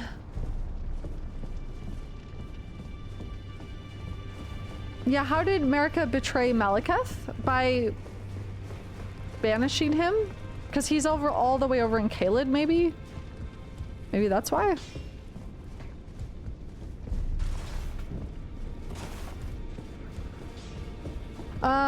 Interesting to note, Placidus incantations faith scaling, not arcane like other dragon incantations. That is interesting. Well, he was an Elden Lord. We don't know who his god was, but okay. So what options do I have for weapons?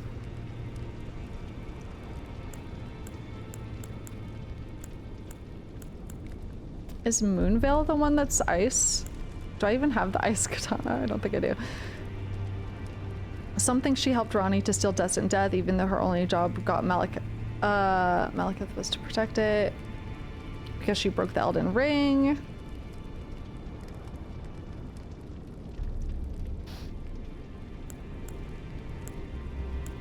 Sorry, did you guys have advice regarding my bleed situation? Radagon. Ideally not changing my build. I could Uchi Katana. Could I Uchi Katana and put a different skill on it? And make it not bleed? Couldn't I technically do that with my peeler too? Eleanor Poleblade should still do a lot of damage with the Blood Flame. Okay, fuck it, let's try it.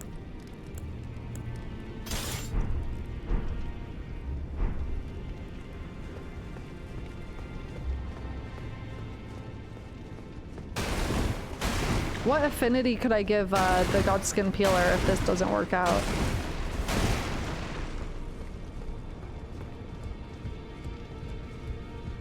Just don't rely on proccing breed. Breed? Screaming. Can you actually give it frost? Oh shit.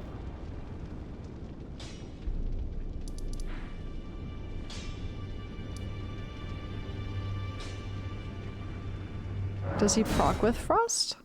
I don't know. I remember pre-nerf of anything when I played this on launch. I had to, oh wait, hold on. I had to switch my build to Hoarfrost Stomp eventually because I got so frustrated because my bleed just wasn't doing anything. Only immune to bleed and sleep. Actually, Black Flame Tornado might be good on the peeler. Oh, really?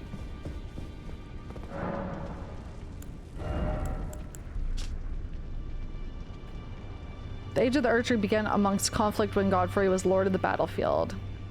He led the war against the giants, faced the Stormlord alone, and then there came a moment when his last worthy enemy fell, and it was then, as the story is told, that the hue of Lord Godfrey's eyes faded.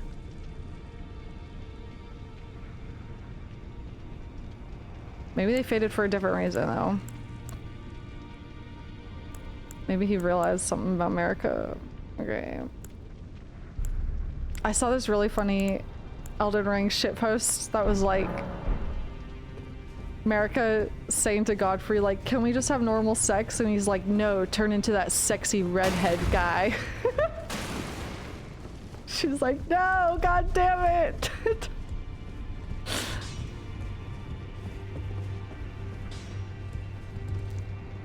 If you inflict frost and then fire somehow, it resets frost cooldown. I could dual wield peeler with ice and pole blade with blood flame.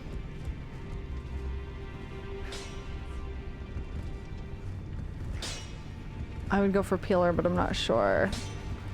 It's pretty simple to read. You can do this a bunch of times, right? Like you could respec the Ash of War. It just costs runes.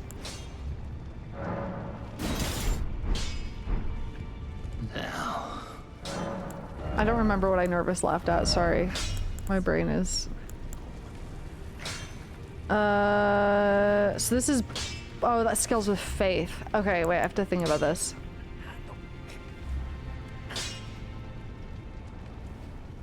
Chilling Mist. Scales with int. Right, I would have to probably redo my build. I guess we could try Pole Blade for now and see how it feels. You can make any of these scale keen. Oh, really? Okay. What do we think? Black Flame?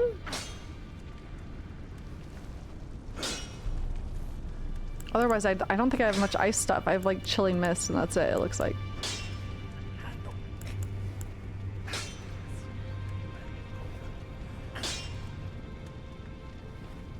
That's if you want to get it twisted.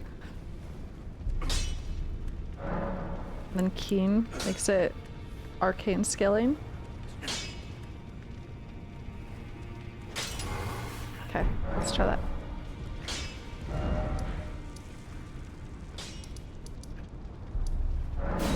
We got a #1 victory royale. Yeah, Fortnite, we about to get down, get down. I honestly was not planning on doing Radagon Elden Beast today, but we're here. We defeat Gideon and Horalu first try, so fuck it. I'm not gonna look cute though. I look so not slay. Fuck it, we ball.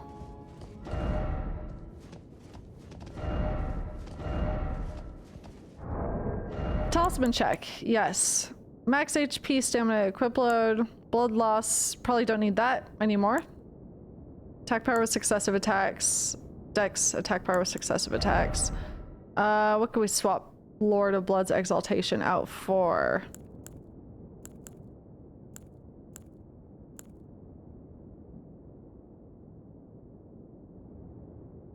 It's Alexander Shard.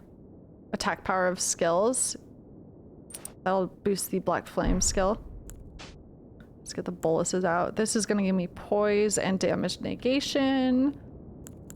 He does holy damage, so actually I might want to look into armor. This one's pretty good for holy negation. One of the best.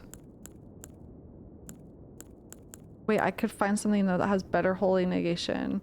No, I have no perfume. By the way, I never got like any of the perfume crafting shit either. Oopsie. Crucible armor is really good against holy as well.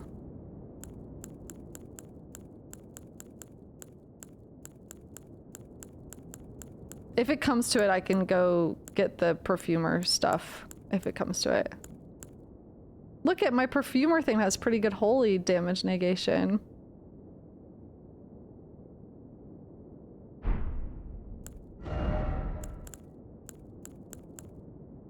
Ew, not the omen gauntlets. Poopy.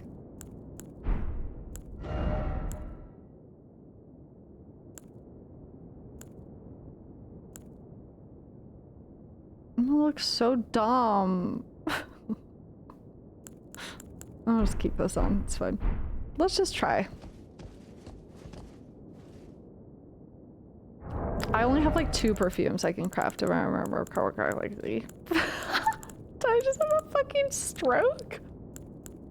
Acid, blood boil, and poison. I think I just had a stroke. I was trying to say if I remember correctly. Poison, acid, blood boil are the ones I have. Blood boil is good if you want to go ham. Use the FP. I've never used these before. Is it like a pre-buff? 30% damage boost?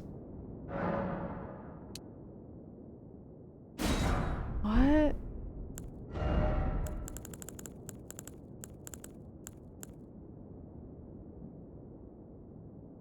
Pre-buff? That's crazy. Do you put it on your hotbar or no?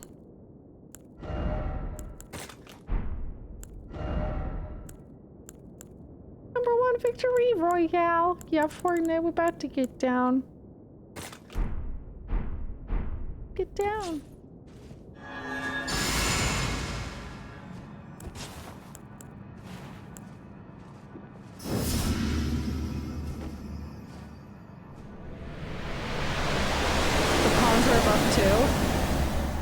Damn. Yeah, I should have popped a rune ski, you're right. Damn it.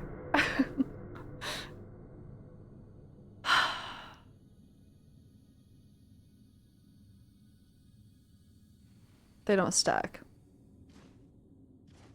America's tits. You've seen better days.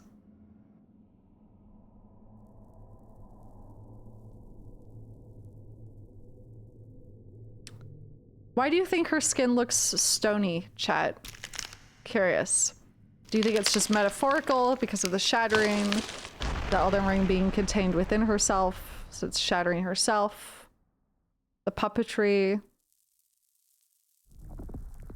I'm not asking because I don't know, I'm asking because I'm curious what people's takes are on it. Not enough iron, too much Benjamin.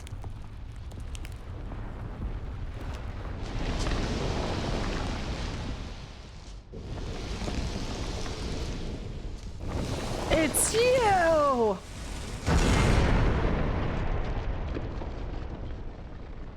Mom says it's my turn to wield the flesh pilot. The flesh Gundam.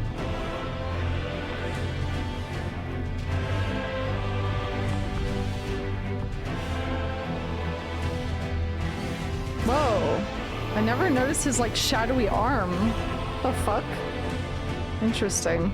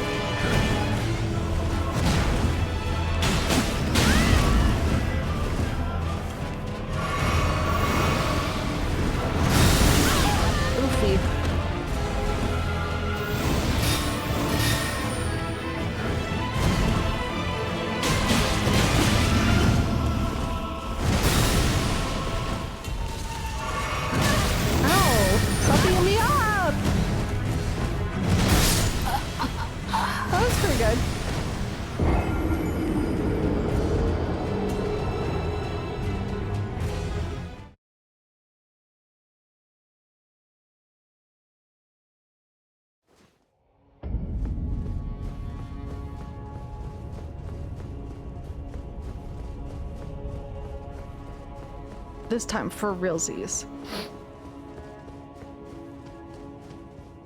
I always forget you have to go back to back with the Elden Beast too. This rough. That is rough. This was a fight I definitely struggled with when I first played.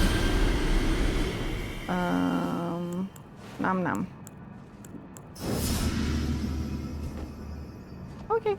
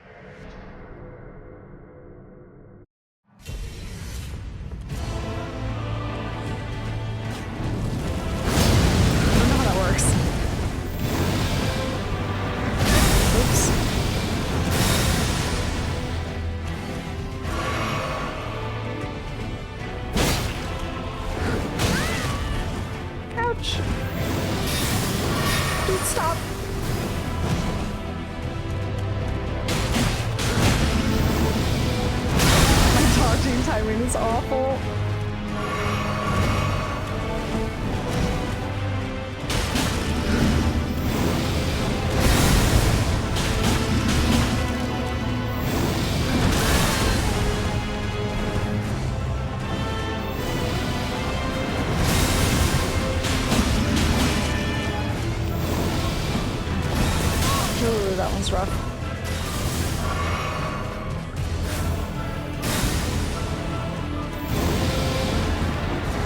What the fuck is that?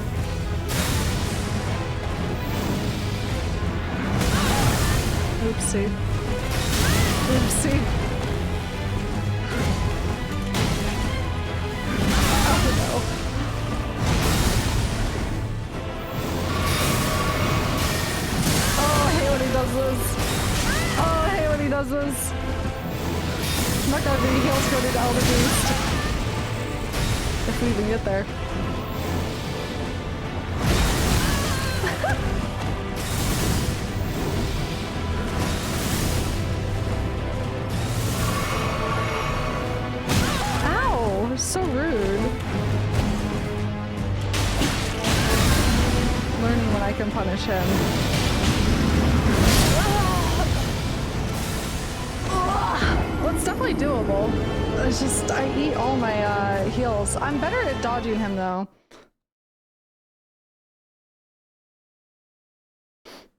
My bleed crutch is gone, but did you see how much damage I'm doing? It's just a matter of learning his moves. I think this will take far less time than Melina.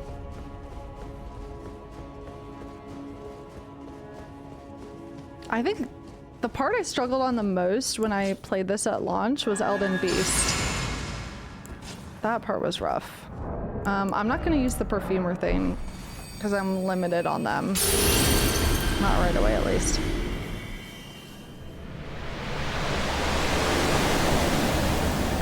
It sucks that you have to watch this cutscene every time, though.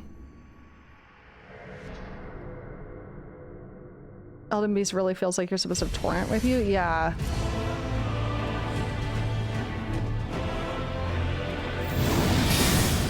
Oh. Is so huge, dude.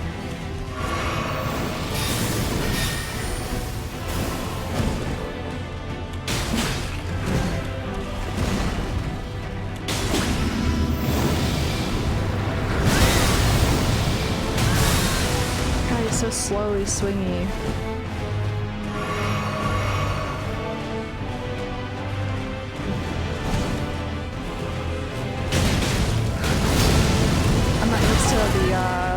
Ash of War on this yet. Not used to the wind up.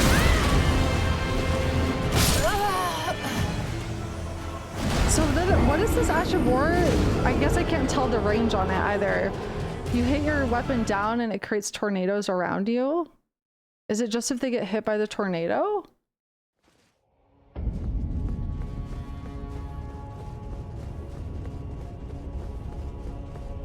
Okay, I think it's time to stop wasting rune arcs too. I just gotta learn his moveset.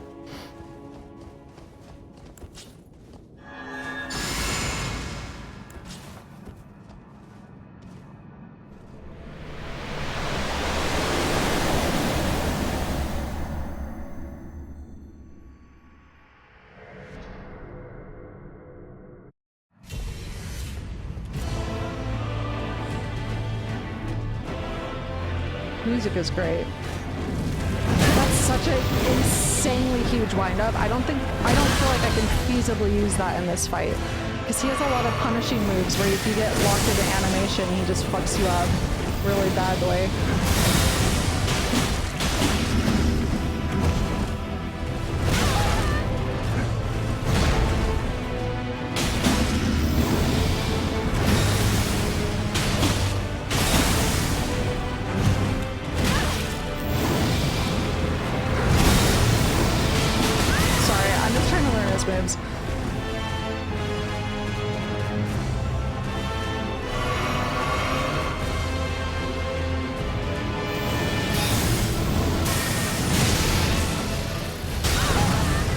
So that impact explodes as well. Yeah, he has crazy range too.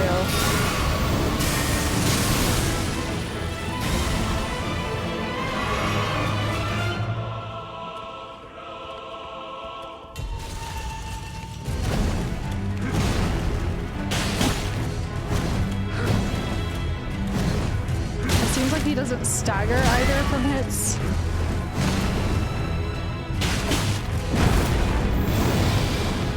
This is a very, like, don't get greedy fight. Because he has a lot of punishing moves. Okay.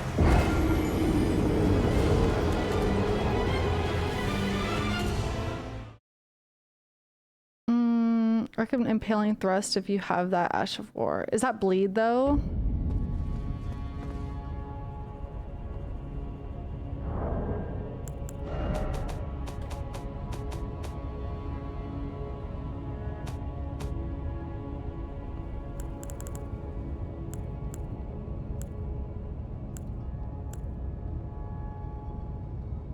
What other fire ashes of war do I have? Probably like none. I barely have any ashes of war.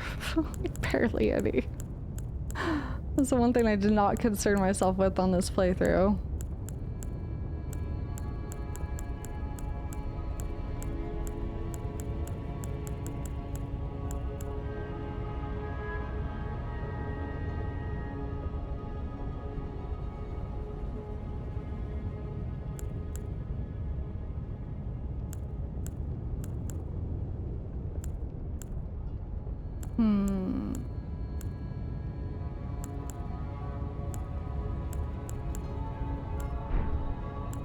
Trying to think.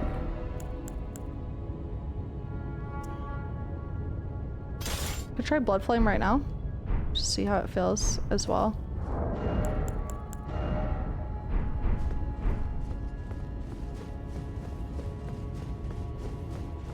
That's true. I could slap cold frost grease on the peeler.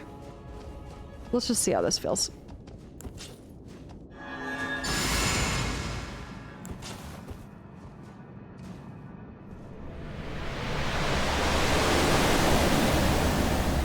Yeah, I feel like getting locked into animation is spooky with him. For sure. My Flame Blade? What's that?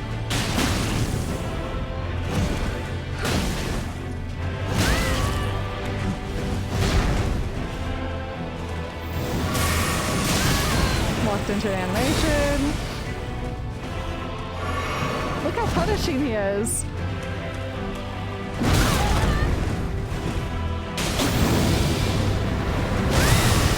Windup is so crazy slow. My brain just doesn't know what to think about it. Yeah, so being aggro is not rewarded in this fight at all. It's plus 10.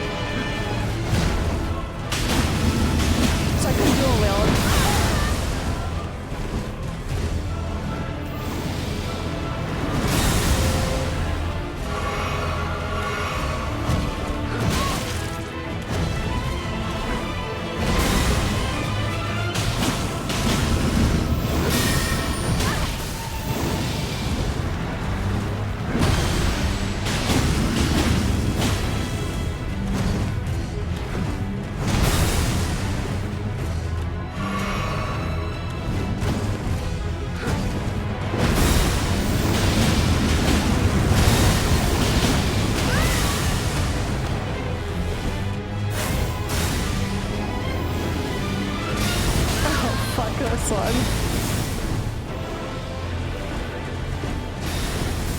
Jesus Christ. I do about the same amount of damage of this with the peeler.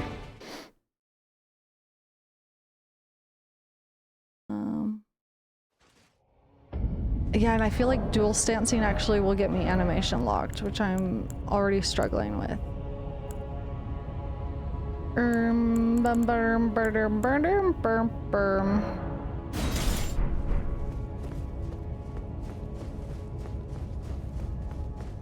How do you dodge that fucked up one at the end there?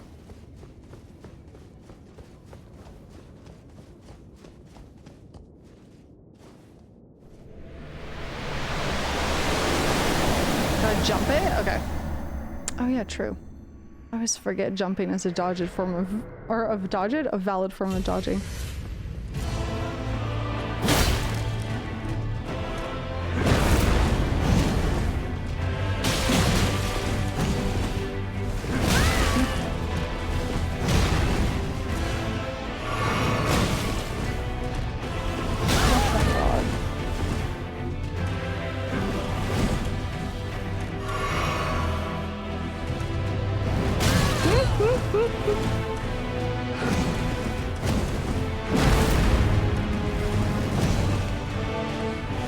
He's being relentless with me right now. No breathing. None allowed.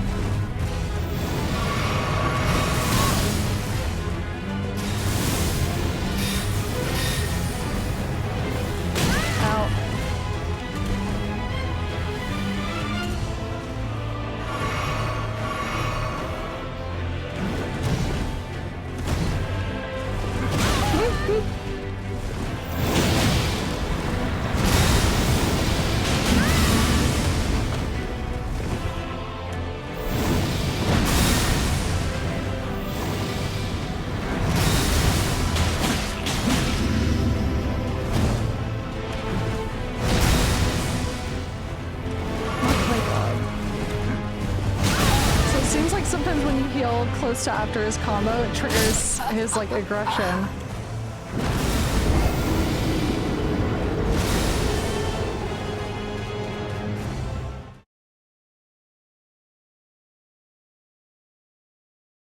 The only fire weapon I have that I'm compatible with that I know of is the Eleanor's pole blade, but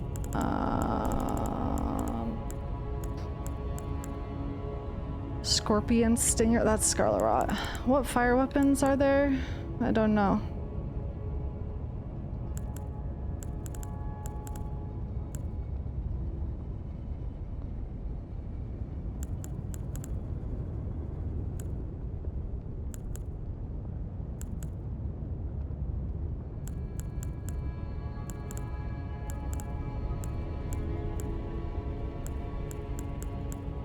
This. Magma whip.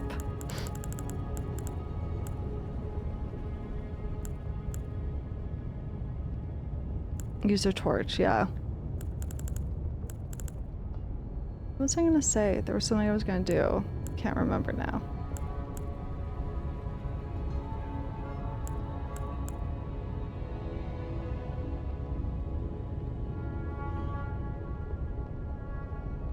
Yeah, I could just put grease. Fire or frost, better for him.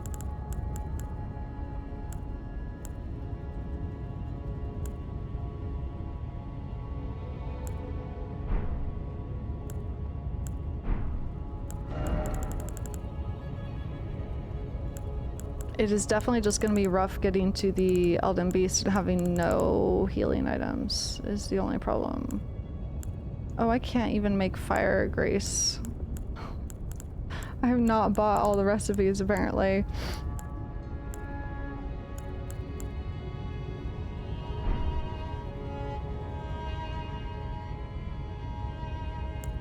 Yeah, you're welcome to leave tips.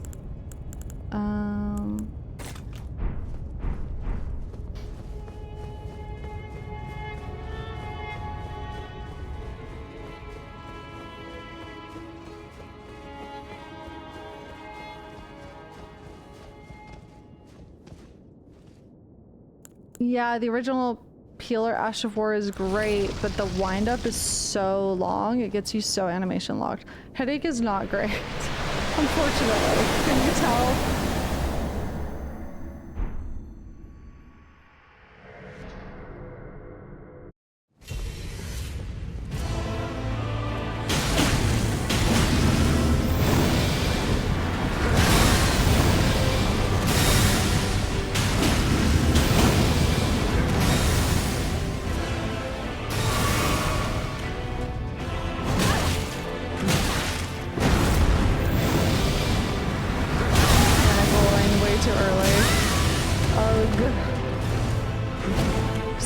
Damage. The thoughts have been better then.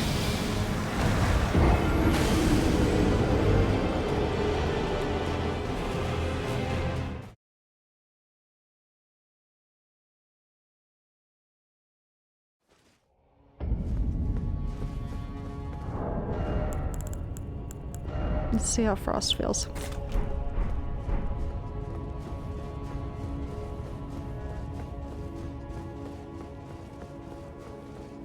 To hit him again with fire to reset it and proc it. I mean, I could try to Ash of War him. I don't know. Oh, I'm stupid. Okay. If I actually want to pin it, I have to put Chug Jug with you on. It's true. That's actually the only way I can win now. I Pavloved myself into this.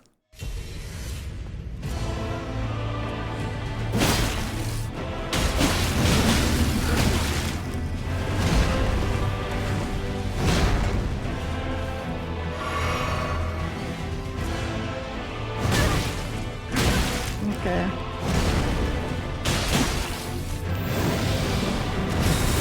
Oh no.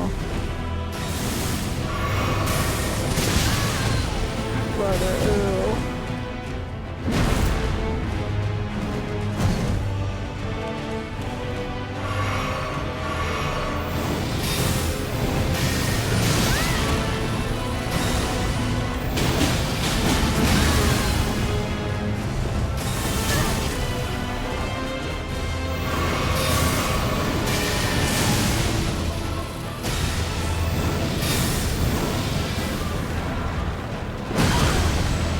He's doing it.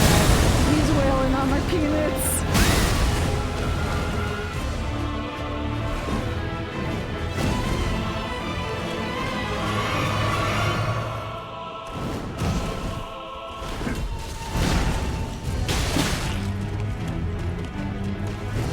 My timing is just so bad with these dodges. Not helping my case at all.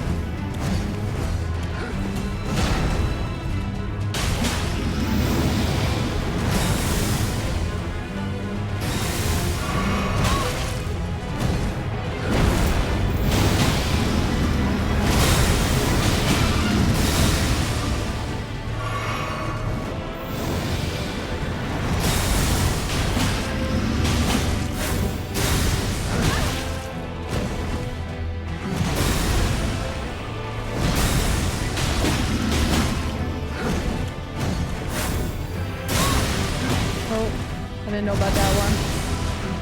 Why did I heal then? I don't know.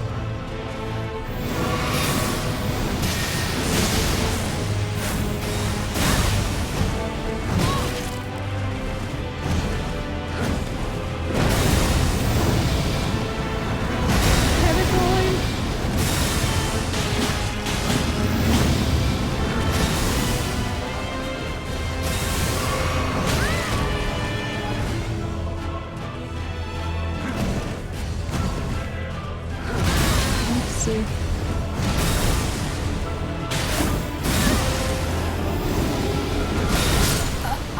It's not when you need to jump. Oh. This is great because I'm gonna get to Elden Beast with one Crimson Flask. Try to get behind him on that one. Okay. For no reason whatsoever, I'm equipping Tish.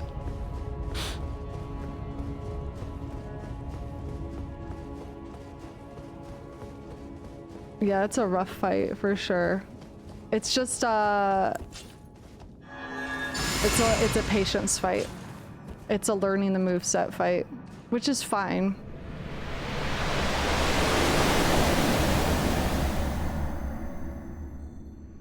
Just takes time. Because you really have to save a lot of your goodies for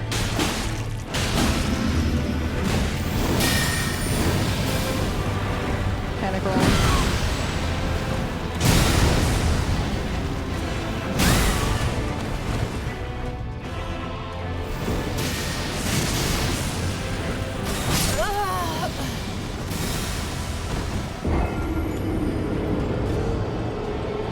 Yeah, the having to go immediately into Elden Beast after is rough. Because it's very hard not to use all of your flasks up on mistakes in the first part. It's not a fight where you're allowed many mistakes for sure.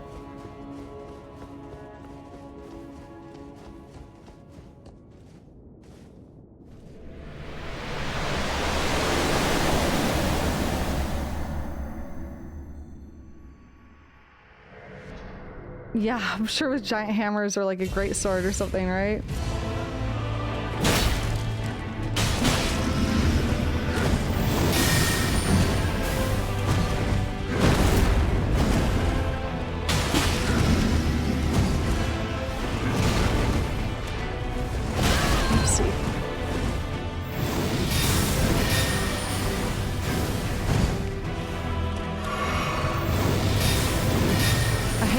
The magic.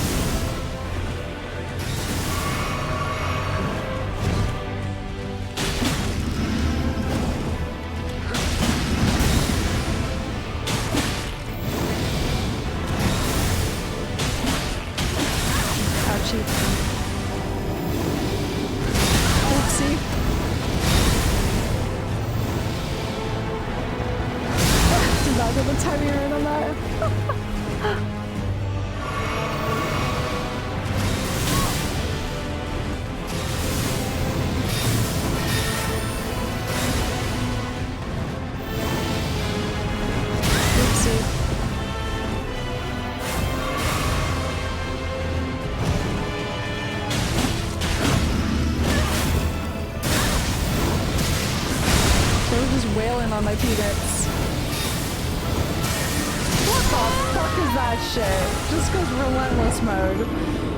I also feel like sometimes you get really good RNG with the random shit he starts doing, and then sometimes you just get the fucking assiest fucking RNG of all time.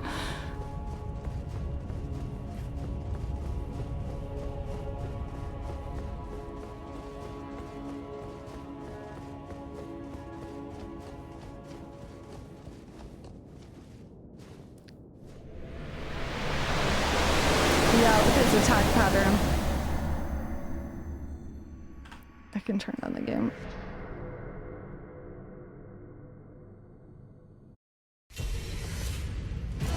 Let's make Tish play with him. I just want to see.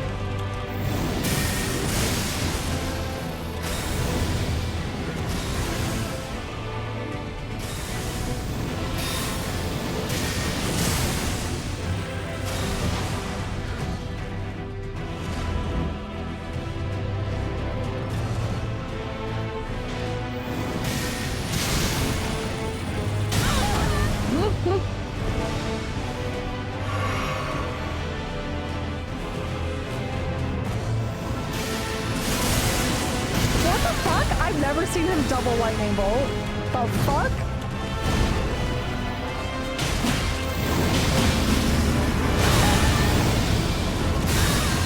Brother, what?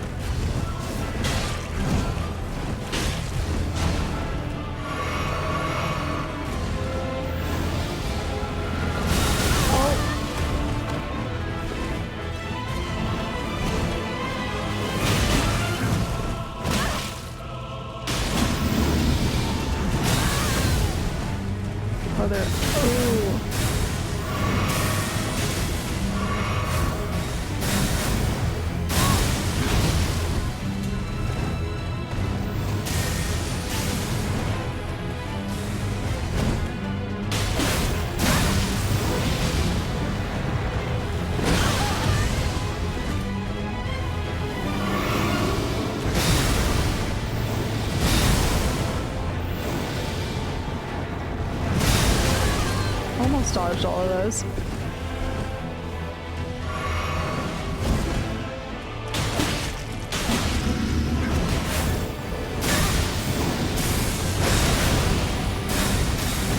Here comes the relentless bullshit.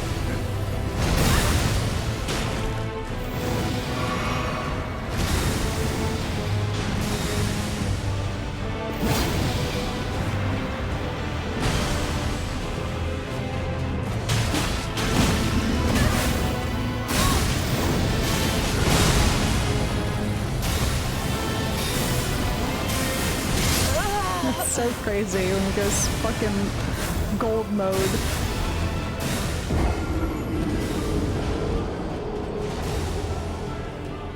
I'd like to do this without summons. It's just a matter of my headache versus learning the move patterns right this moment. It's rough. Imagine if Radagon had a low taper fade.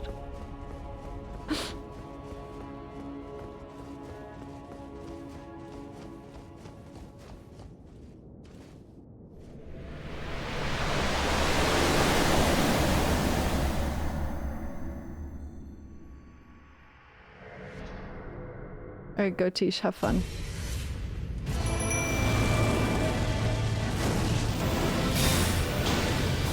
I'm just gonna hang out.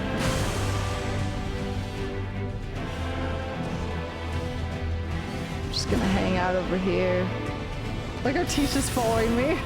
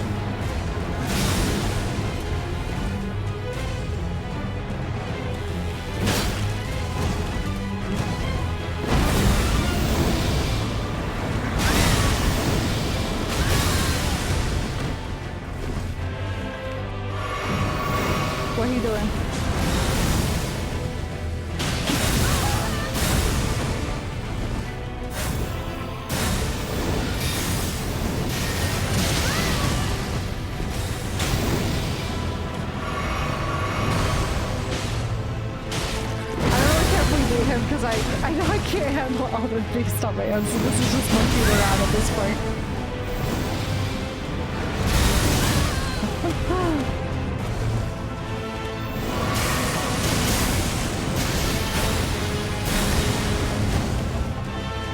T-shot!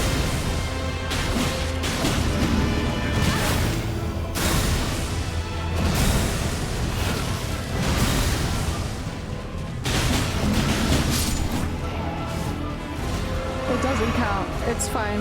It doesn't count. Because I know I can't beat Elden Beast with one flask. Don't worry, everyone. I want to do it without summons. I do.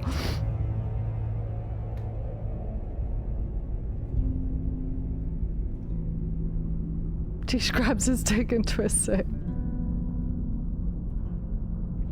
I love this song though. It's so good.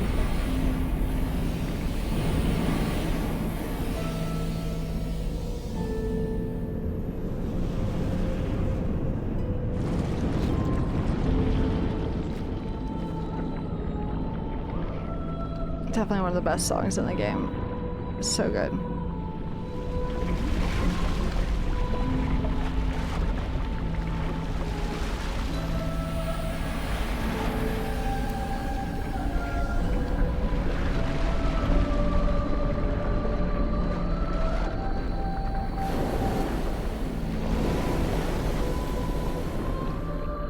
Yeah, Ancestor Spirit song is real good too. Oh, so cool.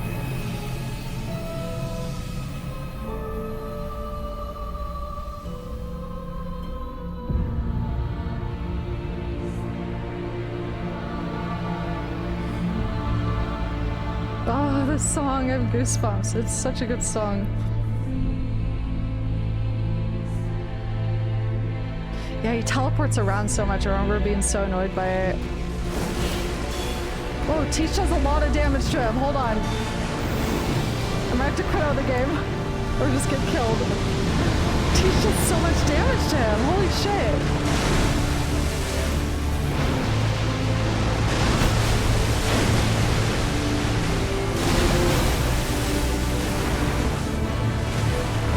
It's a vessel of the Greater Will.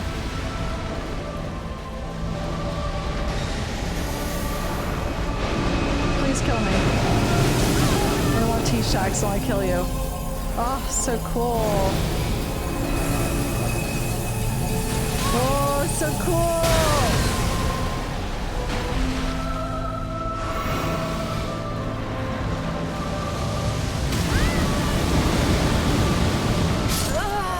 So cool. What do you think of all the spirit trees?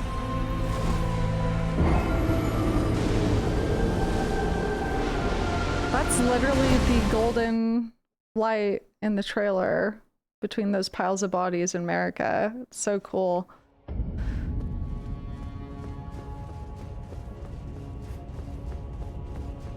If that is the Crucible, yeah.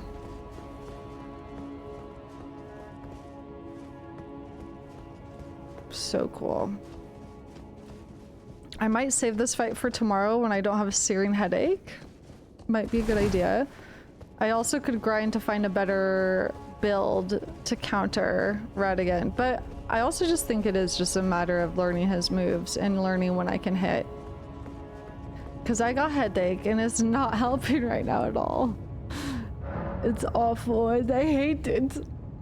But tomorrow, we'll do it. We'll kill them, okay? Wait! Benji's streaming Elden Ring. He's helping people beat Moog. That's so cute. Let's raid him. I want the raid message to be get mogged on. Like that, okay? Okay, cool. I'll see you guys tomorrow. Hopefully I have no headache tomorrow and we will